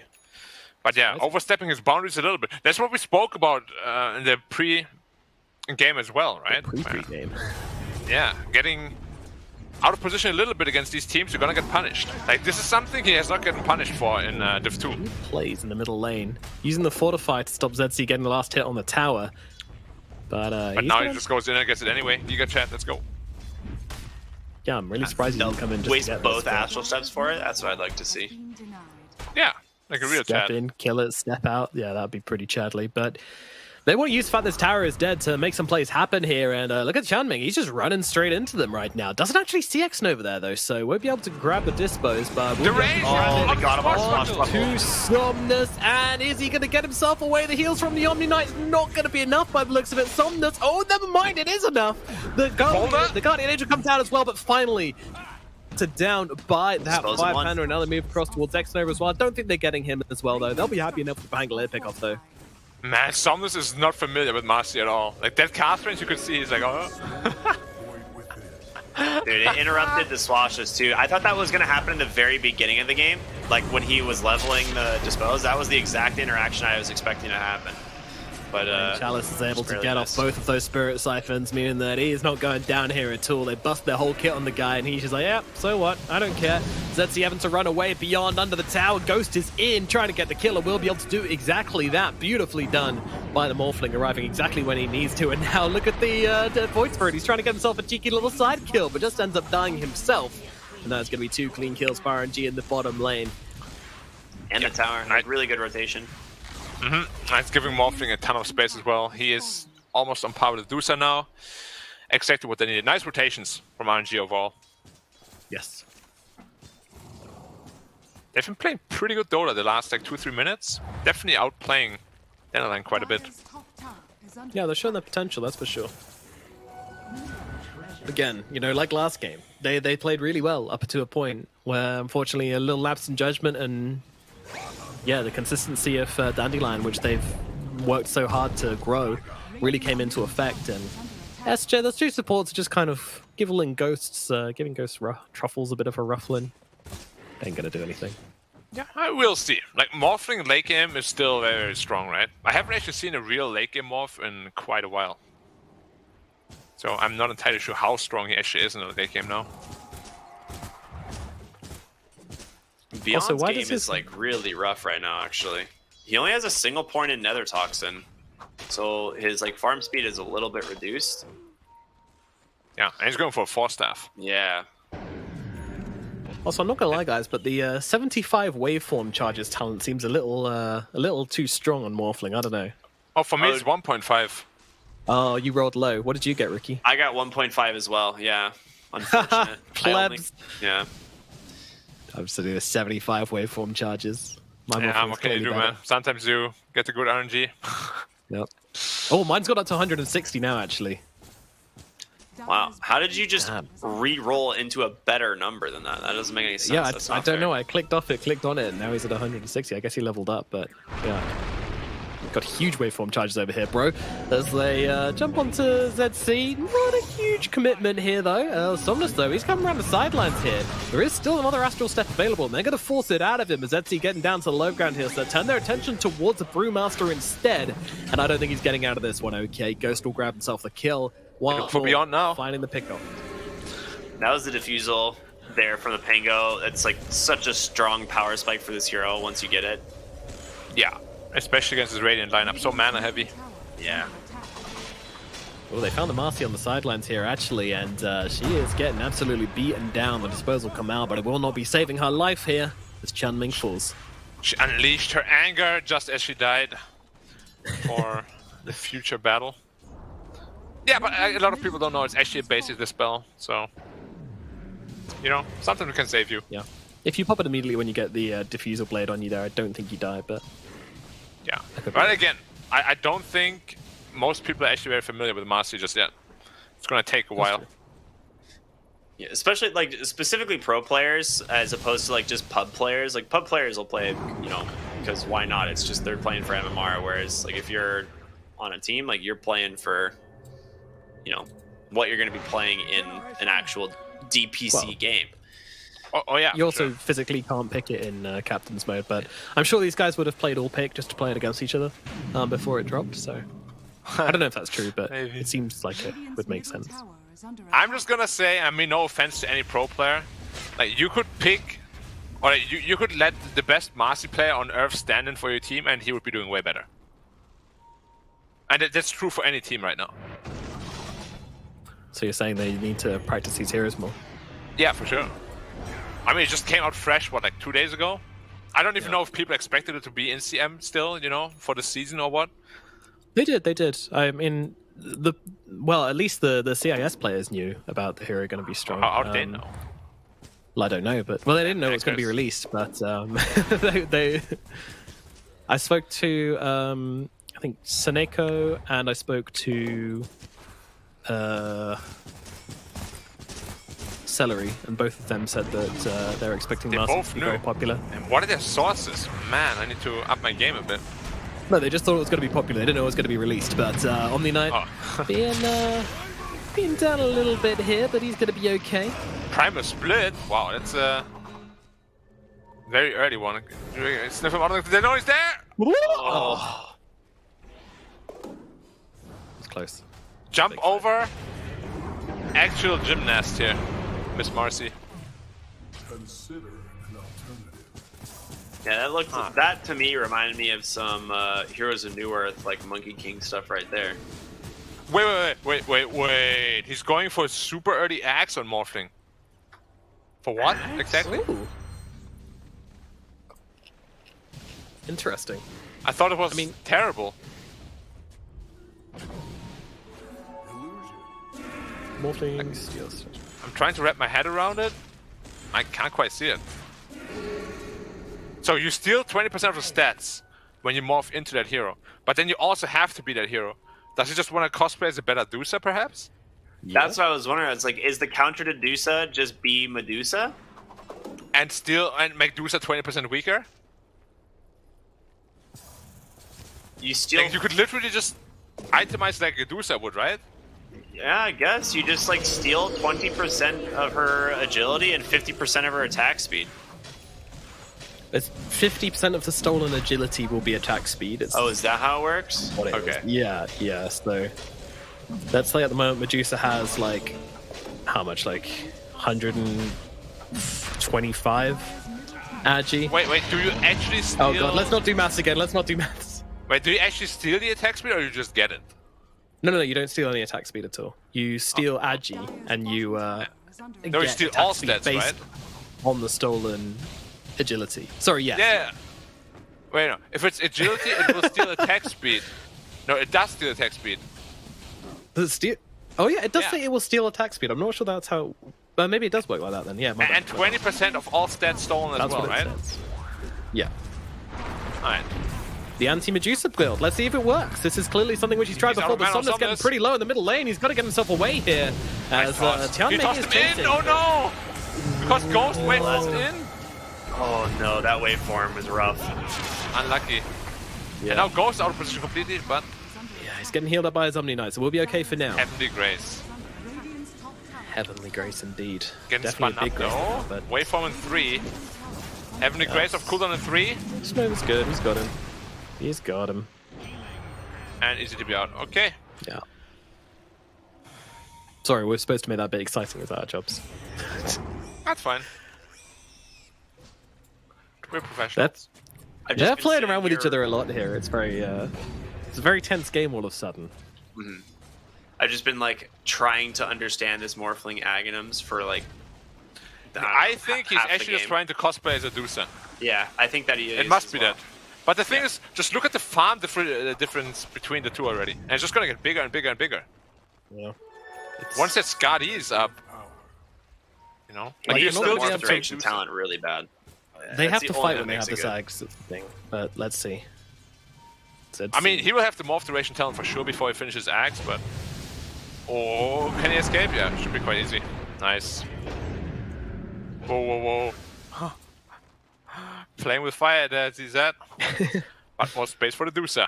Yeah, well, they won't be able to fight without these, at least for a little bit while these Astral Steps are down and out of mana on So the there's Void a siege in the Spirits. tower now. They still have a glyph.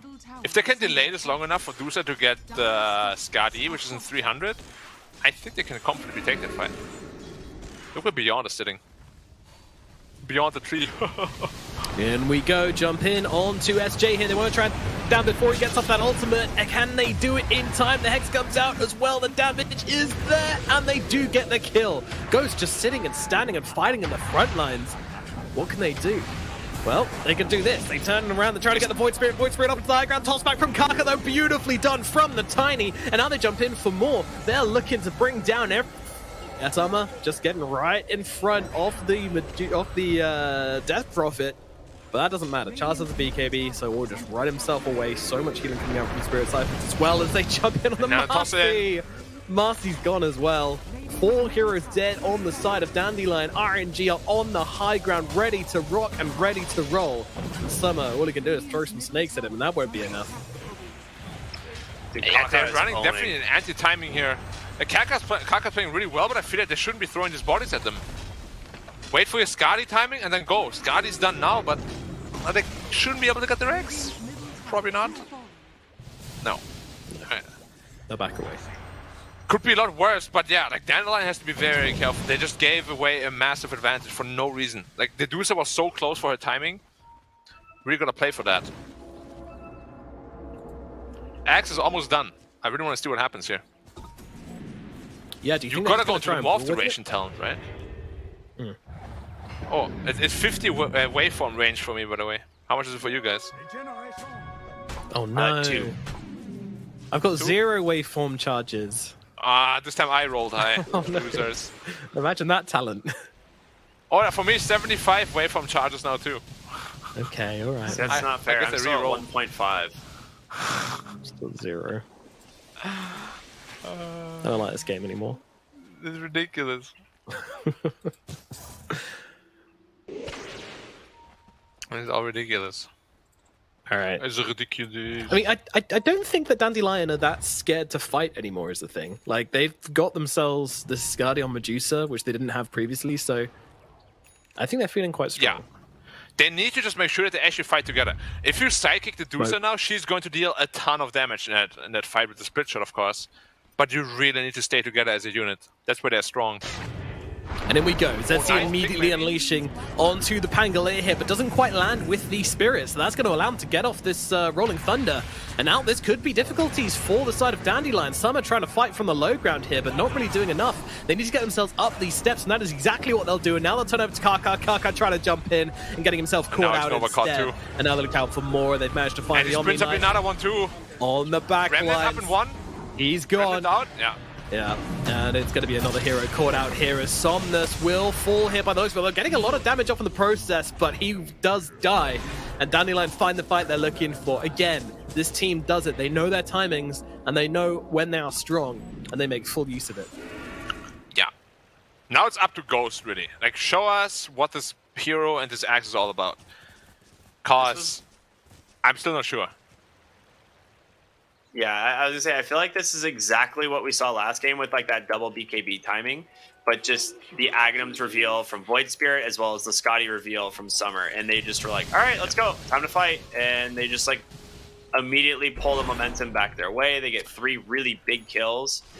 Well, I guess not massive, but 3 good kills for sure. Yeah. And Summer's just going to continue to farm now on the Medusa, and he's going back for the Butterfly again. Let's look at it real quick though. Like, let's just calculate roughly how much it's gonna do. Like, she has 160, right? So you're gonna lose 80 plus attack speed, which is not bad, and you're gonna lose 20% of your survivability. If they can get a fight going now, I think Dusa is actually going to be really quite weak, because her attack speed is very low. Like once you're in that morph form, she won't be attacking much anymore at all. I'm guessing But it's not the more dispellable, items Dusa right? gets, The nerf is stolen, right? Well, Beyond's being jumped in the middle lane, but he's going to BKB, TP his ass out of there. But RNG with this Exo, are they going to try and hit the barracks with this? nah, it's very tough if Dusa just stands there. Yeah, exactly. Dusa's not I feel bad like you yet, have though. to, though. You just committed Exo. Yeah, but can you? Like, you don't want to lose another team fight, because then the game is over. Yeah. I mean, they're going. Beyond has no BKB. This is so awkward. Chalice has put them in a very difficult situation as they try to throw back the Prophet, but that's not going to work out well for them. They'll lose the Marcy straight off the back. The Viper's fallen as well. Nice And snipes Stonegate's out from gone too. RNG. This is worst case scenario right now. No buyback on these 2 heroes. Ghost has the Medusa form as well. It's very, But very you only important. steal it when you're Medusa. In the morphing form, you don't steal it. So if she approaches the fight, it's very likely Ghost will just turn into Medusa, and Medusa just turns into Or a do potato. you steal it anyway? No, you steal it anyway. You don't even need to be in Medusa form. I've been lied to. And I lied to you guys Yeah. too. Yeah, she's still got the nerf. Alright, that's 2 Rexes gone. And yeah, she gets her stats back now. Okay, now that puts this axe in a pretty different light for me. Yeah, she loses 20% of her agility, and I think it said 50 attack speed. No, she loses 20% of everything. It was, No, 50, no, it it's was meant to only be agility. 50%. It was meant to be 50% attack of her attack speed, but it meant 50% of stolen agi as attack speed. Obviously. No, it steals all stats. It steals all stats. no. But talking just about the basically the I tooltip know, on it's Medusa, the I debuff was on just talking to Medusa Ricky. said 50 Yeah. attack speed. Yeah. It Yeah, said 50 attack if it's speed. agi, it's attack speed. Wait. So does it mean if you go for a strength hero, he loses 35% status resistance? I guess so. So he's I don't know, man. 35%? Dude, minus 35% is a big number. It Any is. stun is like 50% duration more. Holy crap. Alright, the people need to build this axe more so I can see it more in action. Dire's top tower is under attack. Yeah. Because even the casters are getting mad. Tower is under I'm just so this is the most confusing eggs they've ever Yeah. released. This is It's very confusing. It's just tooltips is what it is. I'm Like, too it's stupid- really I'm too not that stupid for confusing if the tooltip was straightforward, which is like the most typical Dota thing. Radiant's bottom tower is under attack. Yeah. But now there's a butterfly in Medusa, so she's strong, she hits hard, and the more items she gets, the less she cares, obviously, about those stats being stolen. SDJ, he's invis! Look, man, the Morphling is not here at the moment, so they're taking a fight without their Morph for the time being. Or Charles is taking so much damage.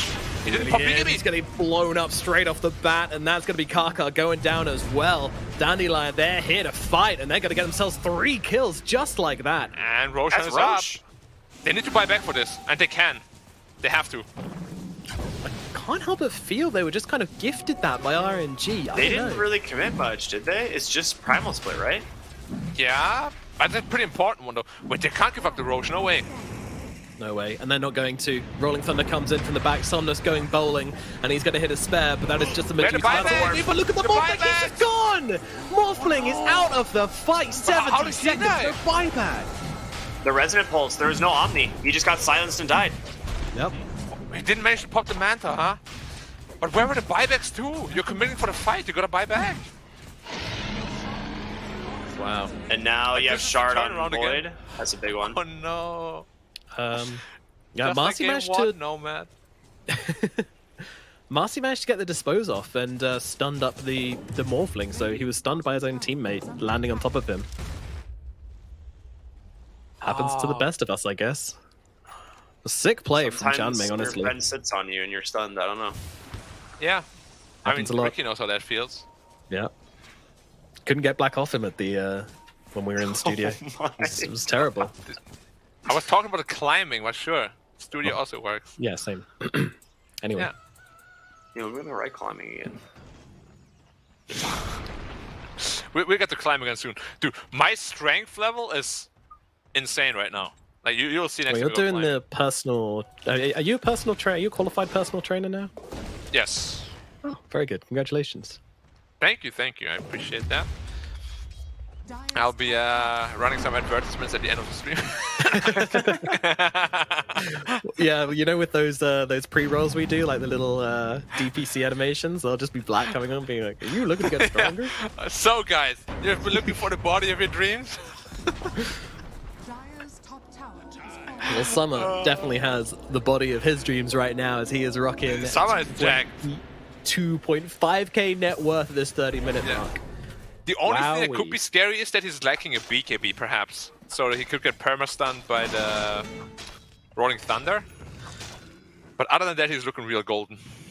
I've hit 400 last hits at 31 minutes. That is... Yeah. The guy knows how to farm, man. He's really good at that. I love this butterfly build that he's been going back for too. Like it increases the farm speed so much, and then the amount of survivability and damage you get from it is just ridiculous. And just going for the Daedalus now, and that's borderline complete. He's only a few hundred gold away. Yeah. Do you like it over the BKB? The Daedalus? Yeah. I do. I think they have so much damage already. It's just like I'm so scared he's just gonna get disabled by the Pango. I think he buys BKB for like the Aegis ending, right? I think like he wants to have BKB next item, and like now while he's Aegis, he's like maybe more confident to build damage. Yeah, no, I get the reasoning. I'm just scared that he might not be able to use all that damage, because he is like what, like 70% of the damage probably at this point.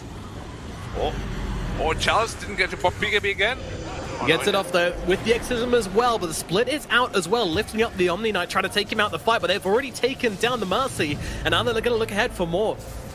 Mercy with the buyback, Chalice could be in some trouble. Chalice takes so much damage, BKB is no longer, and they've stunned up the Omni Knight, so no GA coming through, and now the Stone Gate is coming out as well. Omni finally able to throw down that Guardian Angel, and they're trying to get themselves back, but a beautiful dispose once again, throwing the Tiny into his teammate, but Ghost, look at the damage coming out from him now. He's looking for the turnaround. Is it going to be enough? Summer is so low. Ghost is on top of him. They're going to take down his first life, but it is only life number one. There's only 3 heroes on RNG, and they realize that they are outnumbered. They need to leave, and that's exactly what they're going to try and do. But Somnus has been caught by so good right now in this fight. Ghost. He doesn't want to let his friend die, but at the same time, he doesn't need to worry. He's going to be able to get himself away, and that is going to be that. But still, I mean, how would you rate that fight for RNG? I think now you need the BKB. I think like now you definitely need it. Like the Medusa took a lot of damage at the beginning of the fight, blew all of her mana, and like couldn't really stand her ground against them. But overall, pretty good. You got the buyback out of the Omni. It did cost you 2 buybacks though. Wow, I didn't realize. Okay. Yeah. You got to find a way to kill this Morphling like reliably going forward. And I think right now they are a little bit lacking on that. Oh no, was there 2 buybacks from RNG? From Dandelion, Brewmaster and Marcy both bought back. Yeah. They bought back Omni, and that was it from RNG. It ended up being 3 for 3, basically. Yeah, that could be big though. Like we've seen how much impact Xnova has in these fights. He is one of the most important heroes in making sure people don't just straight up die to the Void Spirit or the Medusa Stone Gaze. Like that GA stopped them getting wiped by the Medusa 100% when they were all Stone Gazed up. Yeah. Xnova Beyond has a Hex queued up on the Viper. Yeah, I like that. I think full utility is the route to go now. Dusa built into all this damage. Like, if she just gets to hit, the fights are easy. It's just, will she get to hit? He actually just farmed up like 2k gold in like 1 minute. Oh. I guess BKB won't be a problem, huh?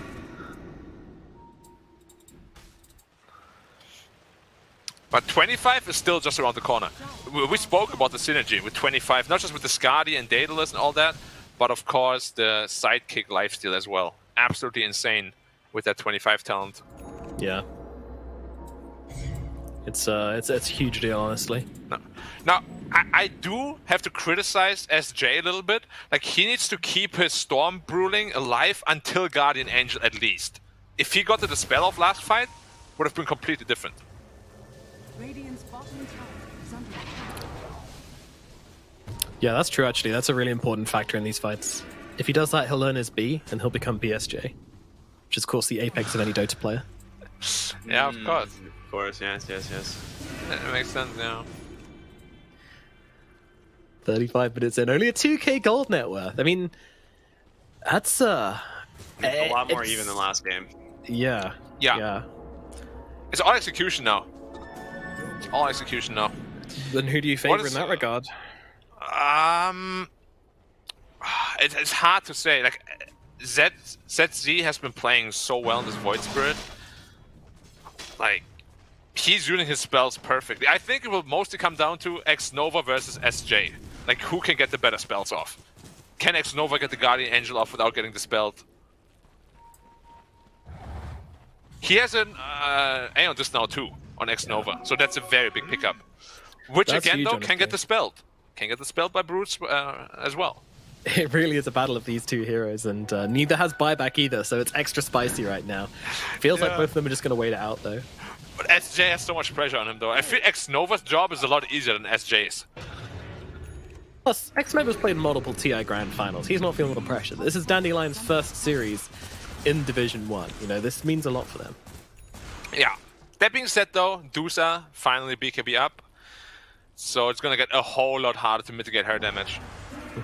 Because in the last fight, she also got feared from the DP shot, of course. Just a whole lot of annoying stuff coming out. Yeah. Minus 30 seconds Guardian Angel cooldown at level 15. That sounds more like a 25 talent to me. Alright, chat. I know, like unruly children, you're getting bored, but hold. This is just a bit of poking. Roshan is about to respawn, though, or at least hit its minimum respawn. And that is when, quite frankly, all hell is going to break loose. Some crumpets will be buttered, that is for sure. Whose? Well, it remains to be seen. Hopefully not mine. I don't think that's a risk. I don't think so either. Zetsu is really, he's aggressively poking, you know. This isn't a gentle prod. This is like a little jab in the ribs. Yeah, he always wants to force out some overreaction, perhaps. Yeah, he feels pretty safe. He's got the Aeon Disc ready to unlock the combining on so that he can always get out. Radiant Yeah. are scanning. So Next if team he fight can winner get a is- BKB or something out of Omni. It's Look at worth this, it. look at. So they're trying to bait Chalice in the middle lane and catch out the Void Spirit, but there's actually a wraparound coming in from Dandelion. This might be perfect if they can get to the backline. The Hex comes out off the Morphling. He's just gone. No buyback on the Morph.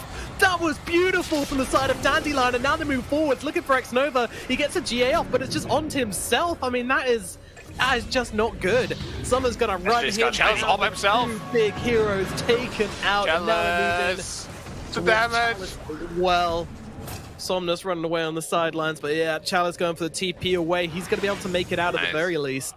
Somnus won't be so lucky by the looks of it. He's being run down. He's out of spells. He's got a shield crash. That's about it. He takes down one with him, actually. And now gets a disarm onto the Viper. SJ's coming across as well. Might be... Let's see, Chalice, what he can fine? he do here? Try and keep him alive. Oh my god, Somnus does tick away to the damage at last. Too much coming out from the Brewmaster. Too much damage over time. And that means it's going to be 3 dead on the side of RNG. And I Look cannot who's cutting the wave, believe... though. So No building damage for you guys. something that was kind of funny is the Stormcrafter zapped the Viper and procced the Cinder Brew because he got hit by the corrosive armor. That was pretty funny, actually. Oh no, Summer just left the Roche pit as a Roche respawn. Is so unlucky too. But That yeah, should be their Roche. I really hope somebody checks it. yeah, they need to get in there now. I mean, the Morphling is respawning. But I can't... That wraparound was It's genius. so sick. So good.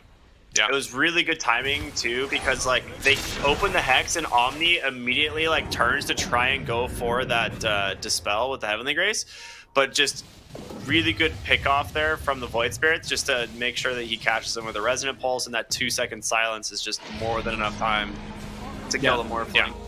They're itemizing so well around the fact that the enemy team has an Omni Knight. Like, even the Hex 2 could just be used on the Omni as they initiate on someone else. It's really smart. Like, that was the thing. Like, the Hex was for the Morphling, and the AoE silence from the Void Spirit just took care of the Omni Knight. That's the way they want to do it, if they can. Oh, Master this time, though? Good. Oh, okay. Yeah. This time you're gone. She's a little dead. So I'm a little bit surprised, but they gave the Aghanim Scepter on over to the Brewmaster, and then allowed him to just buy out an Aeon Disc instead of what he was doing, which was saving up for an Ags of his own. I like that. Pretty good. Oh yeah, we spoke about how important Brewmaster is, right? He's also just about to hit his power spike at 20 with the Brooding Health. Very important. Good old Roshan now causing a 11k, well 10k net worth. But now get the Hex out onto Chalice. He's down in the tree lines here. They will be able to wake him up with X-Nova here and turn him back into human form. But will this actually keep him alive? Well, for the time being, yes. Kaka trying to jump in with the toss pad, but BKB's are out in time. Ghost just jumping into the middle of the fight, stealing that Medusa form once again, and just trying to get off the damage. But the Stone Gaze is there, and they're going to freeze up Chalice, and finally they'll take him down. They get the kill. X-Nova could not get the GI off in time. Now we'll be able to do so to keep his Morphling nice and safe. Try to turn around and deal with Summer here, but he has got the Aegis. Might be losing his first life here. What does that make a difference? Well, when his team is dead, it makes a big one, and they are chasing them back right now. RNG are all over Dandelion, but Zedsi jumping in this one. Can they fight? That is a question. The answer seems to be no. They're backing away. They're trying to get their Medusa out of there, but she is way too slow. Let's see, Marcy, she tries to help out with a rebound, but it's not enough. The Medusa is dead, and now they move over, and they're going to be able to take down Chanming as a little +1 as well. But oh my god, this game could not be more back and forth. It is so significant actually now that Axe steal on the Medusa. Like, she's losing like a 60 agi, 60 strength, 60 int, becoming so much less useful in those fights. The more I think about this Axe, the stronger it really is. Damn. This is nuts. And now utilizing. They might have to buy back on the Medusa. Stolen from the Marcy. Yeah, they're gonna have to do it. And they're looking for the Morphling here, but of course X-Nova's behind, though he's actually out of mana here, so won't be able to keep up the saves. And look at the damage coming into Kaka and the Morphling here. They're able to take down Kaka with ease. And now Ghost actually running forwards here and stealing that Medusa form. He wants to fight, but the Stone Gaze is going to be there once again. You guys have nothing, careful. He's got a waveform in 1 second. He is going to be able to get it off running across to his Omni Knight, saying, X-Nova save me, but X-Nova can't do anything. And now going to lose one. They're going to lose two. Oh my god, the TP from Chalice. It's enough. If Chalice dies here, I think it's almost game over, honestly. Like, he would be dead for over 2 minutes. Yeah. It'd be a full dieback. He's the only one who has committed the buyback on the side of RNG, and in terms of buyback status, like, everyone still has it. So it's not the end of the world here for RNG, but it definitely opens a win condition because, you know, Summer dies or Morphling dies next on buyback. Like, the game probably ends. If they even force the buyback. They might be a bit too scared to do so because all the big stuff is on cooldown. I don't They care, have man. one more split at least, but yeah. The net worth lead. The Stone Gaze is really the important one. Buyback is everything here. They got a Hex. Tango. I mean, they're trying to keep him alive here with X-Nova once again, just helping him out. He's got a Guardian Angel. He's going to have to use it here. They're going to pop the Exorcism as well. And now Dandelion see that as a chance to get themselves back. A buyback from Ghost as well. Huge commitment here from RNG. And is it going to pay off? They need to get something from this, but Somnus is too low to keep on chasing. Chalice is trying, but what can he really do? The Brewling's just chasing them back at the moment, along with those illusions. It's a wall. They cannot break through on RNG. No way! They got out of this unscathed? Alright. Wow. They were at the tier 4 towers and nobody died in the end. That is ridiculous. That's insane. They got the Morph buyback and the Omni buyback. That's huge. And the Exorcism. Like, Dandelion, whether they win or lose the series, like they got some good stuff ahead of them. It's a refresher on Medusa now as well. So double BKB and then of course that double is so important. Yeah, that is like the perfect purchase as well. Like, he recognizes exactly what needs to be done. There's going to be an Octarine core soon too on the Void Spirit. If he wants to buy out, he probably wants to keep buyback though instead. This game is so ridiculous. Like, if they fight, this is a good idea from Dandelion. They're going to fight whilst the Exorcism is down. 75 seconds. This spell has a ridiculously long cooldown. Yeah, and it makes the hero just so much stronger. They're gonna find someone. Oh, Kaka. What are they looking for? They don't have the blink on the Marcy, so it's very hard to jump in. So ZC's just going to go for the Tiny. It's a small pick off, but it's one they really want to try and get. But they'll be able to get him out of there with 4 staffs, with the repels as well coming out. It was the last Bruce split too. Sorry, Heavenly Grace. Yeah, Heavenly Grace, man. Dude, Omni Knight, just the longer the game goes, you know, if he gets more items, like an Ether Lens or something, I don't even know how to jump him anymore. Yeah. Has a telescope already. I'd love to see an Axe on him, but I feel like that's unrealistic unless they can get Roshan. You know what I would like? I would like them to scan more to make use of the telescope cooldown reduction. That's an like a thing that I just forget exists all the time on this hero. You mean on the item? Not on the hero, but on the telescope. Yeah. It doesn't even say it either. It still says 330 when you click on the scan. Yeah, tooltips. But yeah, the scan with the telescope is actually so OP. Less than 2 minutes. Be very liberal with it. Alright, so the game is resetting quite a bit here. Are we heading towards the next Roshan? Is that what we're looking at? Because both teams have cooldowns they're waiting on? Well, RNG actually doesn't. Yeah, probably. I mean, it's just going to be waiting until everybody has buybacks, and it's going to be a big fight. Somebody uses all the buybacks, and then it's probably like a stare down again. But like in a pure 1v1 scenario right now, which probably it never will be, but Morphling absolutely destroys the Medusa right now. Like that stat steal is ridiculous. You have to consider the Aeon Discs as well here. Like that's another big deal, and Void Spirit is doing a very good job at just making sure to pop the Aeon Disc of anyone he sees. Yeah, he does. Wait.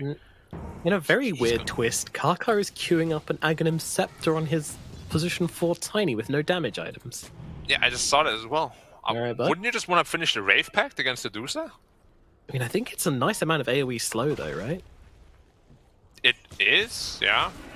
And maybe you can transition into more damage after that with the Daedalus. I think they deal with the Wraith Pact Totem pretty easily with Medusa and Viper. I'm not sure though. It's always good. Yeah, it's just like annoying always, right? Yeah. But I don't think they want annoying at this point in the game. 47 minutes in, they want game winning. 0-11 though, guys. So. Oh, bad hero then. KDA means everything. Crap hero. I'm just surprised by the build, honestly. Like every single pub game I've seen, it's been all about the Aether, the Blink, the Shard, and Jian wants to go for the... hello, we've got a Void Spirit caught out here. He has got the Aeon Disc though, so that's going to allow him the time he needs to escape.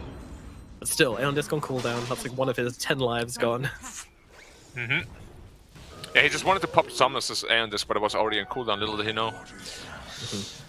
Dusa actually doesn't feel that strong now. Like, she has almost no attack speed already because of her item build now.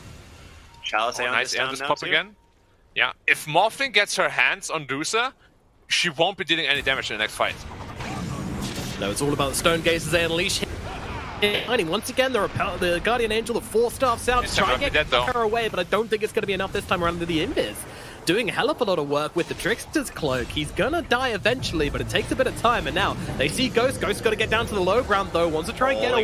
This is looking awkward. They're just running at them right now. Dandelion approaching from the high ground, trying to blow them up. Somnus, he's in trouble, and Somnus will go down, and now looking at Auto-Morphling as well. Ghost gets the waveform away, but Zetsy's right on top of him, not letting him escape this time around. The Stone Gaze connects, and Ghost is gone. Refresher. No buyout for 2.5. No buyback on the Morphling. This is huge. They're still trying to fight this on RNG because they kind of have to. Since he's out. He leaves. Beyond? No, he's out too. Everyone's out. They're just... Dude, Zetsi, no way. Unbelievable. He's back in. He's trying to fight with no HP left. Really? Heading away to the sidelines of this. Dandelion are playing a crazy, crazy game here. Jumping in and out of the team fight around their Medusa. He's got a creep on him like 10 HP, dude. He needs to leave. Oh my goodness. How is this Void Spirit just dancing in and out of this fight? But RNG, they don't care about Roshan. They don't know when it's going to respawn, and they don't care. They want to They want to make something happen here on Dandelion. What can they do? Morph is dead. They know he has no buyback if they kept track on it, of it, which I'm sure they did. You gotta go now. I wonder least they if get a Rex. SJ puts the gem in the Roach Pit to scout for the respawn. Does it still work? Yeah, you can still drop a gem in the Roach Pit for vision.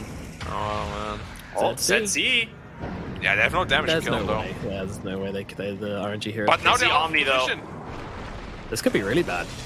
Omni has no buyback for a minute too if he dies.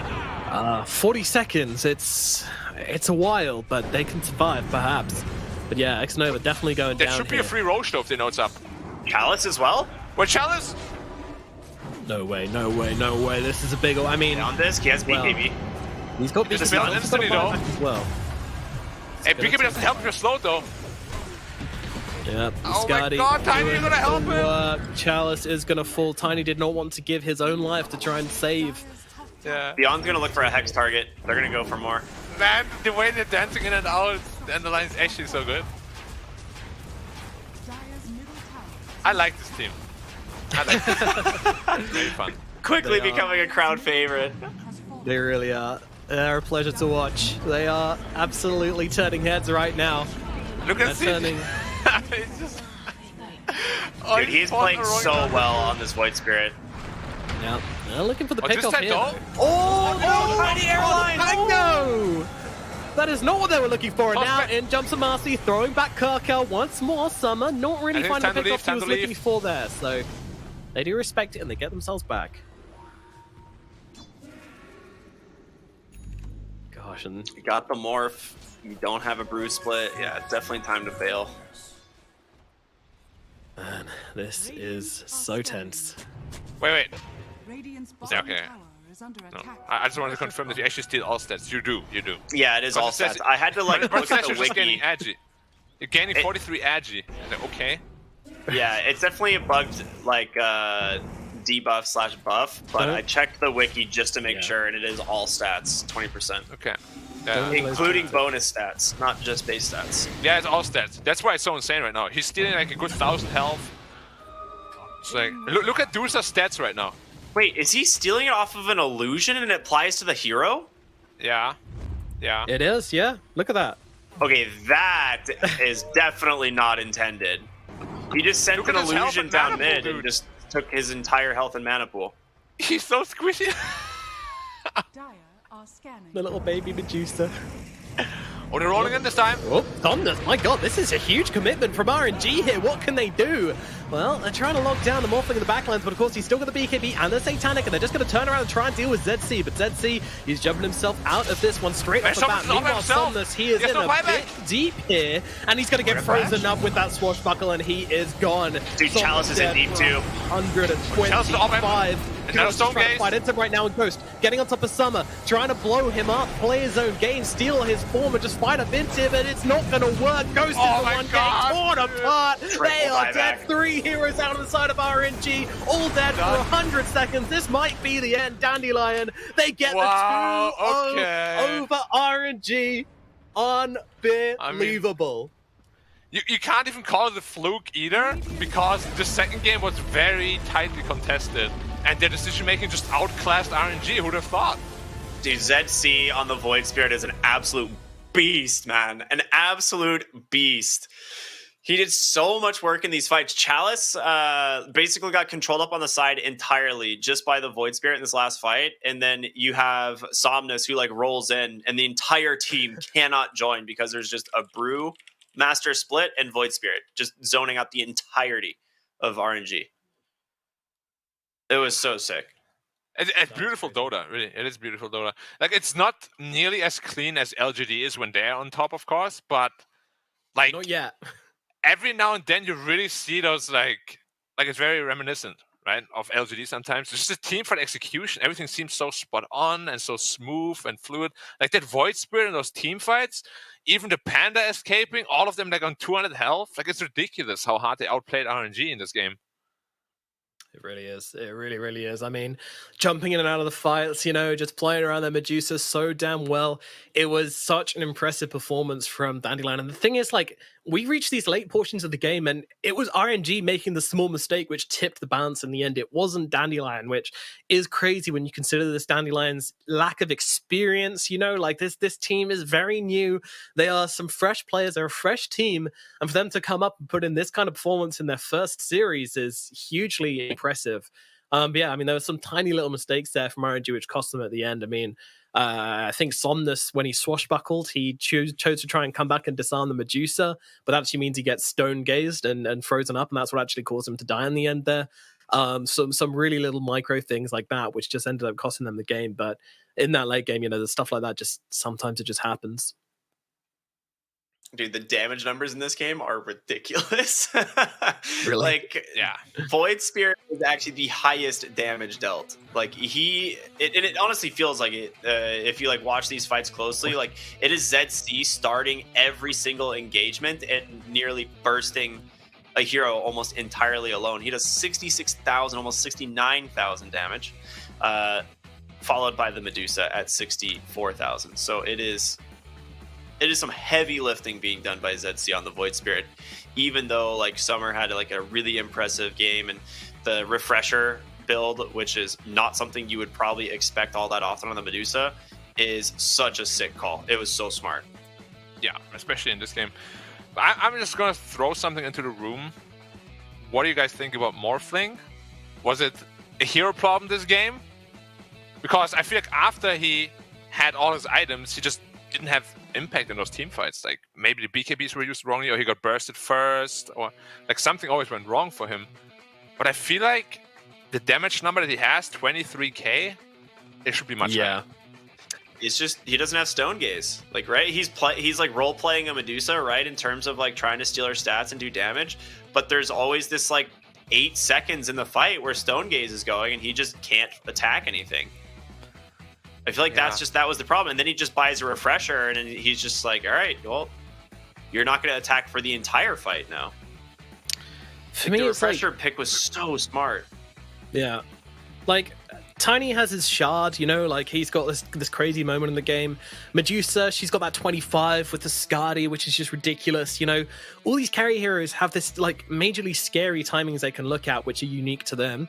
And I feel like Morphling is just missing that at the moment. This Aghanim's wasn't it? You know, it was a good anti-Medusa, but it wasn't a good pro-Morphling item.